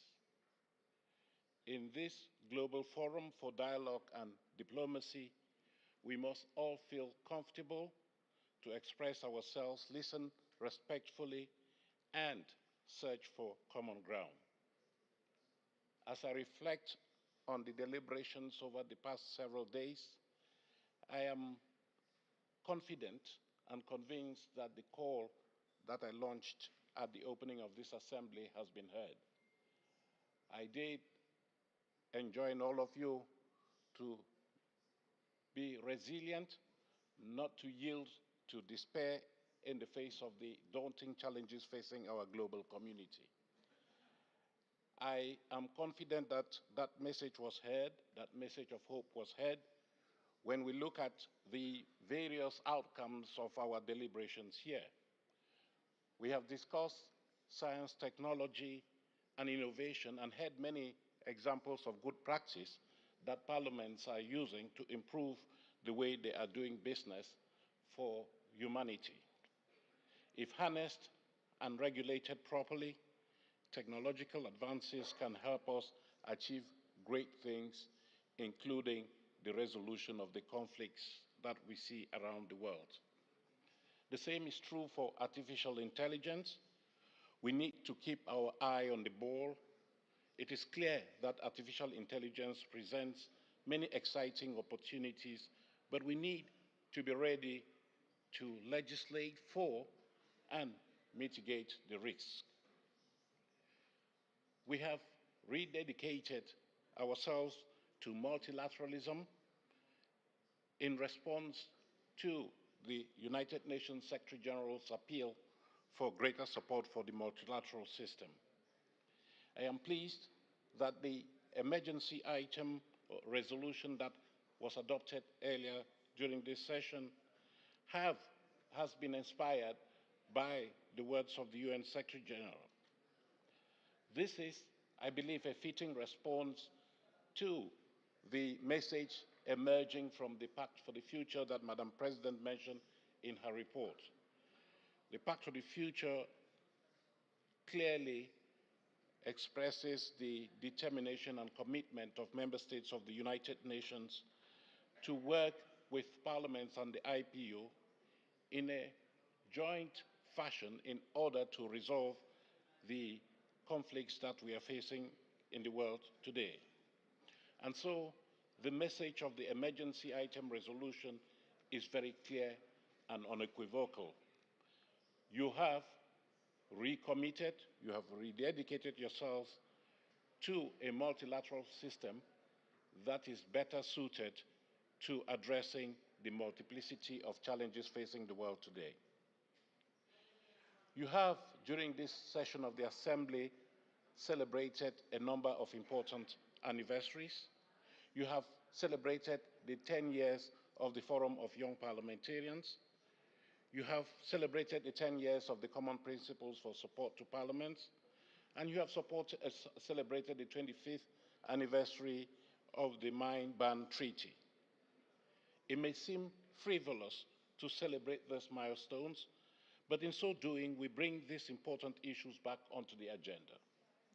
Youth participation, mutual support for stronger parliaments, and of course, the complete elimination of anti-personnel mines are very critical issues indeed.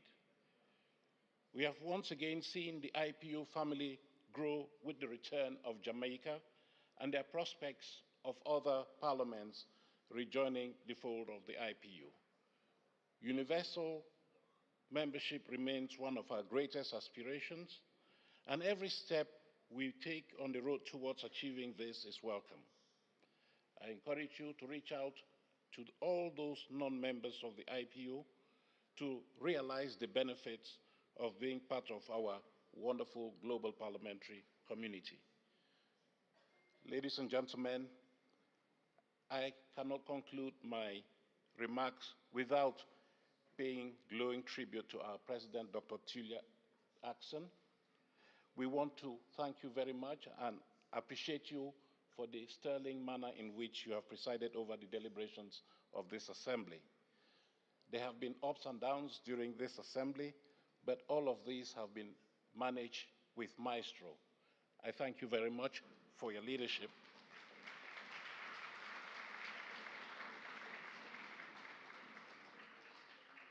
As Secretary General of this organization, I reiterate our offer to continue to be of assistance to you in the discharge of the high office of President of the IPU. Let me also say how my colleagues and I have been honored to be able to provide you with the opportunity to carry out your deliberations in a more or less smooth fashion. We have had the privilege of hosting you over the past several days, and it has not been an easy task for us. However, I can assure you that my colleagues and I have put our best foot forward in order to deliver on your expectations. And on their behalf, I want to apologize for any shortcomings in the management of this event. Let me conclude by thanking the unsung heroes of our assemblies, those that we don't see, but who are working in the background to make this assembly a success. I'm referring to the language staff, the interpreters, the room assistants who have been here with us to break down barriers of communication. I really appreciate your contribution. I also want to pay tribute to the staff of the IPU. They are our foot soldiers, and I really appreciate their contribution in making this organization what it is. So thank you very much, and I will yield the floor. Madam President, may I be permitted to call on you to deliver your closing remarks. Thank you very much.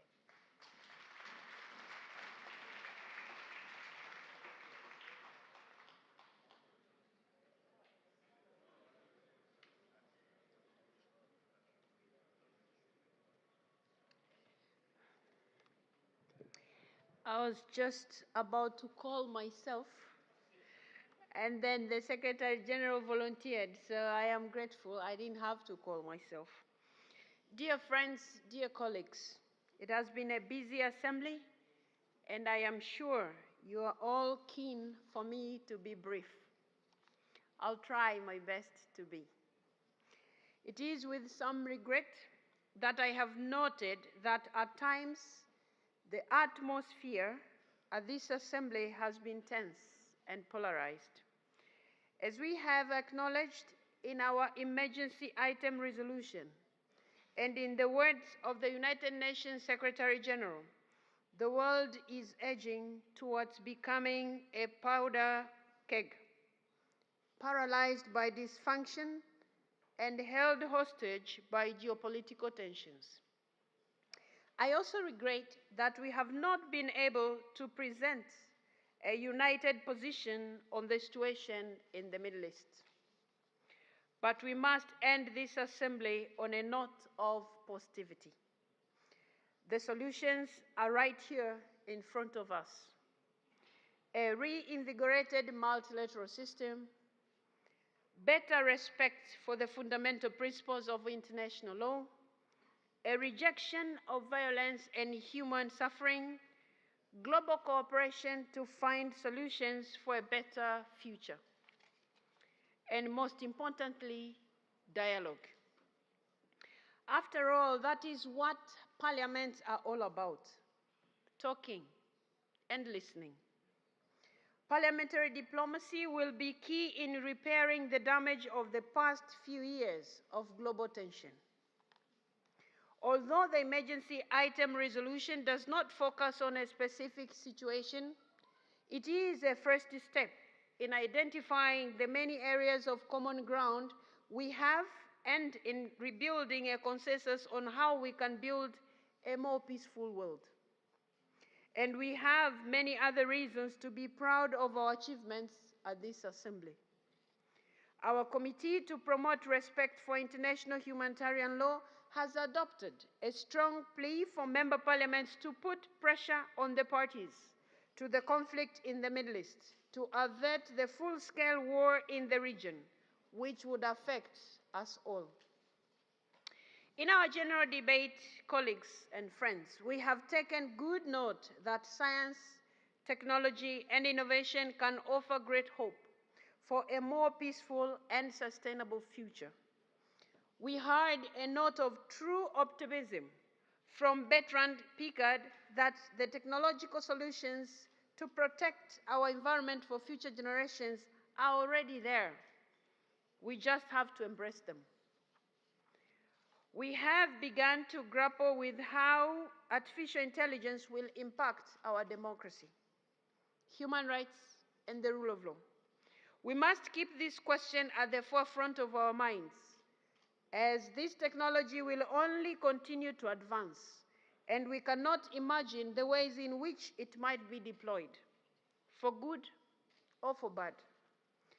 And we have finally taken steps to modernize our statutes and rules, notably lowering the age below which we consider members of parliament to be young, but also fixing inconsistencies, removing redundant practices, and enshrining the new ones. Our work on this will continue to make the IPU fit for the future. Dear friends, dear colleagues, we must continue our work to uphold the values of this organization: democracy, equality, respect, inclusivity, solidarity, and dignity for all. And we must hold on to the hope that we can have a bright future. I thank you all for your commitment and hard work, and look forward to seeing you again in Uzbekistan next year.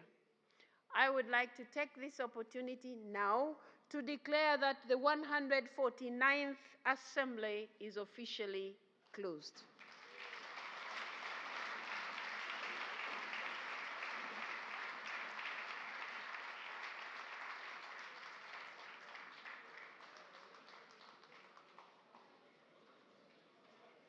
So, colleagues, Colleagues, since we had agreed,